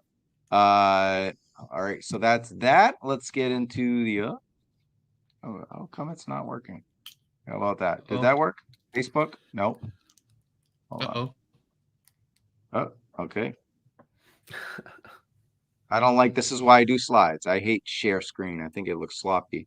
But here we go. Yeah, Okay, cool. sometimes it's jacked. Thank you. Yeah. So here we go. Facebook, Ramen Toy. Go join the Ramen Toy, and that's where I got that video, man. So that was awesome video that we got there of the aviation, and see some of the updates that you post and everything. So really cool stuff. So go check it out and leave comments and go bother Ace on there, not on here. No, I'm joking. All right, and then most importantly, of course, is the last one. Where you can buy the stuff. It's obviously you could go to Big Bad Toy Store as well, but go to ramentoy.com, right? And you see all the cool stuff, Marshall, the Rav, the Commanders Unite, and there you go. So you got the early bird price, and there's 1 month left, but you don't sleep, man, because you're gonna save a lot of money. You're basically getting one of these for free. I mean, you're pretty much getting the bridge layer kind of for free, right, Ace? If they get all three right now. Almost. I haven't done the math, so I can't comment that at the moment. We saying that F word. Well, look, you're saving. I'll do it right now. You're saving 60. You're saving 40. That's 100, right? And then you're getting one of these things for free. You're getting either the bridge layer or the phalanx for free if you get it now, basically. So more or less. Oh you know my what I mean? God. I think that's that. You're getting a damn bridge layer for free if you buy it now, or if you wait, you're gonna pay, the weight tax. So don't do it. I need to And pull then the trigger on that phalanx. Oh yeah, no, that's a must. That's I mean, right at up my this alley, that point, phalanx. you just got to get all three. Just get all three. Don't be a bum. Get all three. And Paspina. Get out my wallet. Hey, so the bad guy Amvaspina's also going to have a bridge layer and phalanx colorway. Yes. Right. We want to reiterate that. Yep. And Yep. yeah, and it's CAG, and the then CAG. what was the Says thing that CAG. Aces of Aviation is not a pre-order, right? Let's see if Yeah, we it's available now. Yeah. can available now. now. There you go. Aces Yeah. of Aviation. Right there. So that's an early bird. And then when do we say that no, it's not an early bird, but if you get Yeah, all no more three, no you more get early the bird. Yeah. but Yeah, if you early get bird all was three, 49 each. Yeah. 49 each. But if you get The- the all three, yeah. then you'll Bundle. get the bonus items. Yeah. The bundle over So, there on the right. beautiful. Need Ace to start doing the Megaforce stuff. Cool. That's some And, nostalgia right there for your ass. That's it. Ace That's is it. the place for helpful action figure folks. That's what we do at a Toy Kind of Mood. Ace, we can't thank you enough, man. This was one of the best episodes you. we've ever done. You hung out with us for over 2.5 hours. So thanks again, man. Appreciate you. We appreciate you. Cool. And hopefully we'll see you at JoeFest or sooner than that. Right. So Hopefully, PowerCon. hopefully. What's Mhm. your schedule like for American toy festivals and cons? Where can people meet you? Well, first of all, budgeting limits it to just one convention in the US a year. So PowerCon was the previous year. This year was JoeFest. Next year, PowerCon is been sort of signed in. So having JoeFest is difficult, but we will endeavor if the revs do well, that can enable me to do a JoeFest. So it's all up to everybody's support, I guess. That's awesome. And then thank you, man. King Ape said, thank you, Moody, for setting this up. And thank you, Ace, for showing up and giving us a reason to collect. Salute. Salute to you, King Ape. Really, really appreciate everyone who chimed in, super chats. Leave a like if you're new to the channel because you're a fan of Ramen Toys, Baldy Locks, or Tony's Figs. Like a Toy Kind of Mood. Follow Tony's Figs on Instagram, right? Tony's_Figs on Instagram. And go hit up that YouTube. Baldy Locks Reviews on YouTube, Facebook, and Instagram. And yeah, Toy Kind of Mood on Instagram as well. We don't really use Twitter much, but go follow us there anyway. Why not? And then yeah, YouTube, most importantly. Like and subscribe. For 186, Ace, thanks again, man. Appreciate you. For Baldy, Tony, Ace, we're out of here. I forgot. All right, chat. See you guys. Bye. See you later.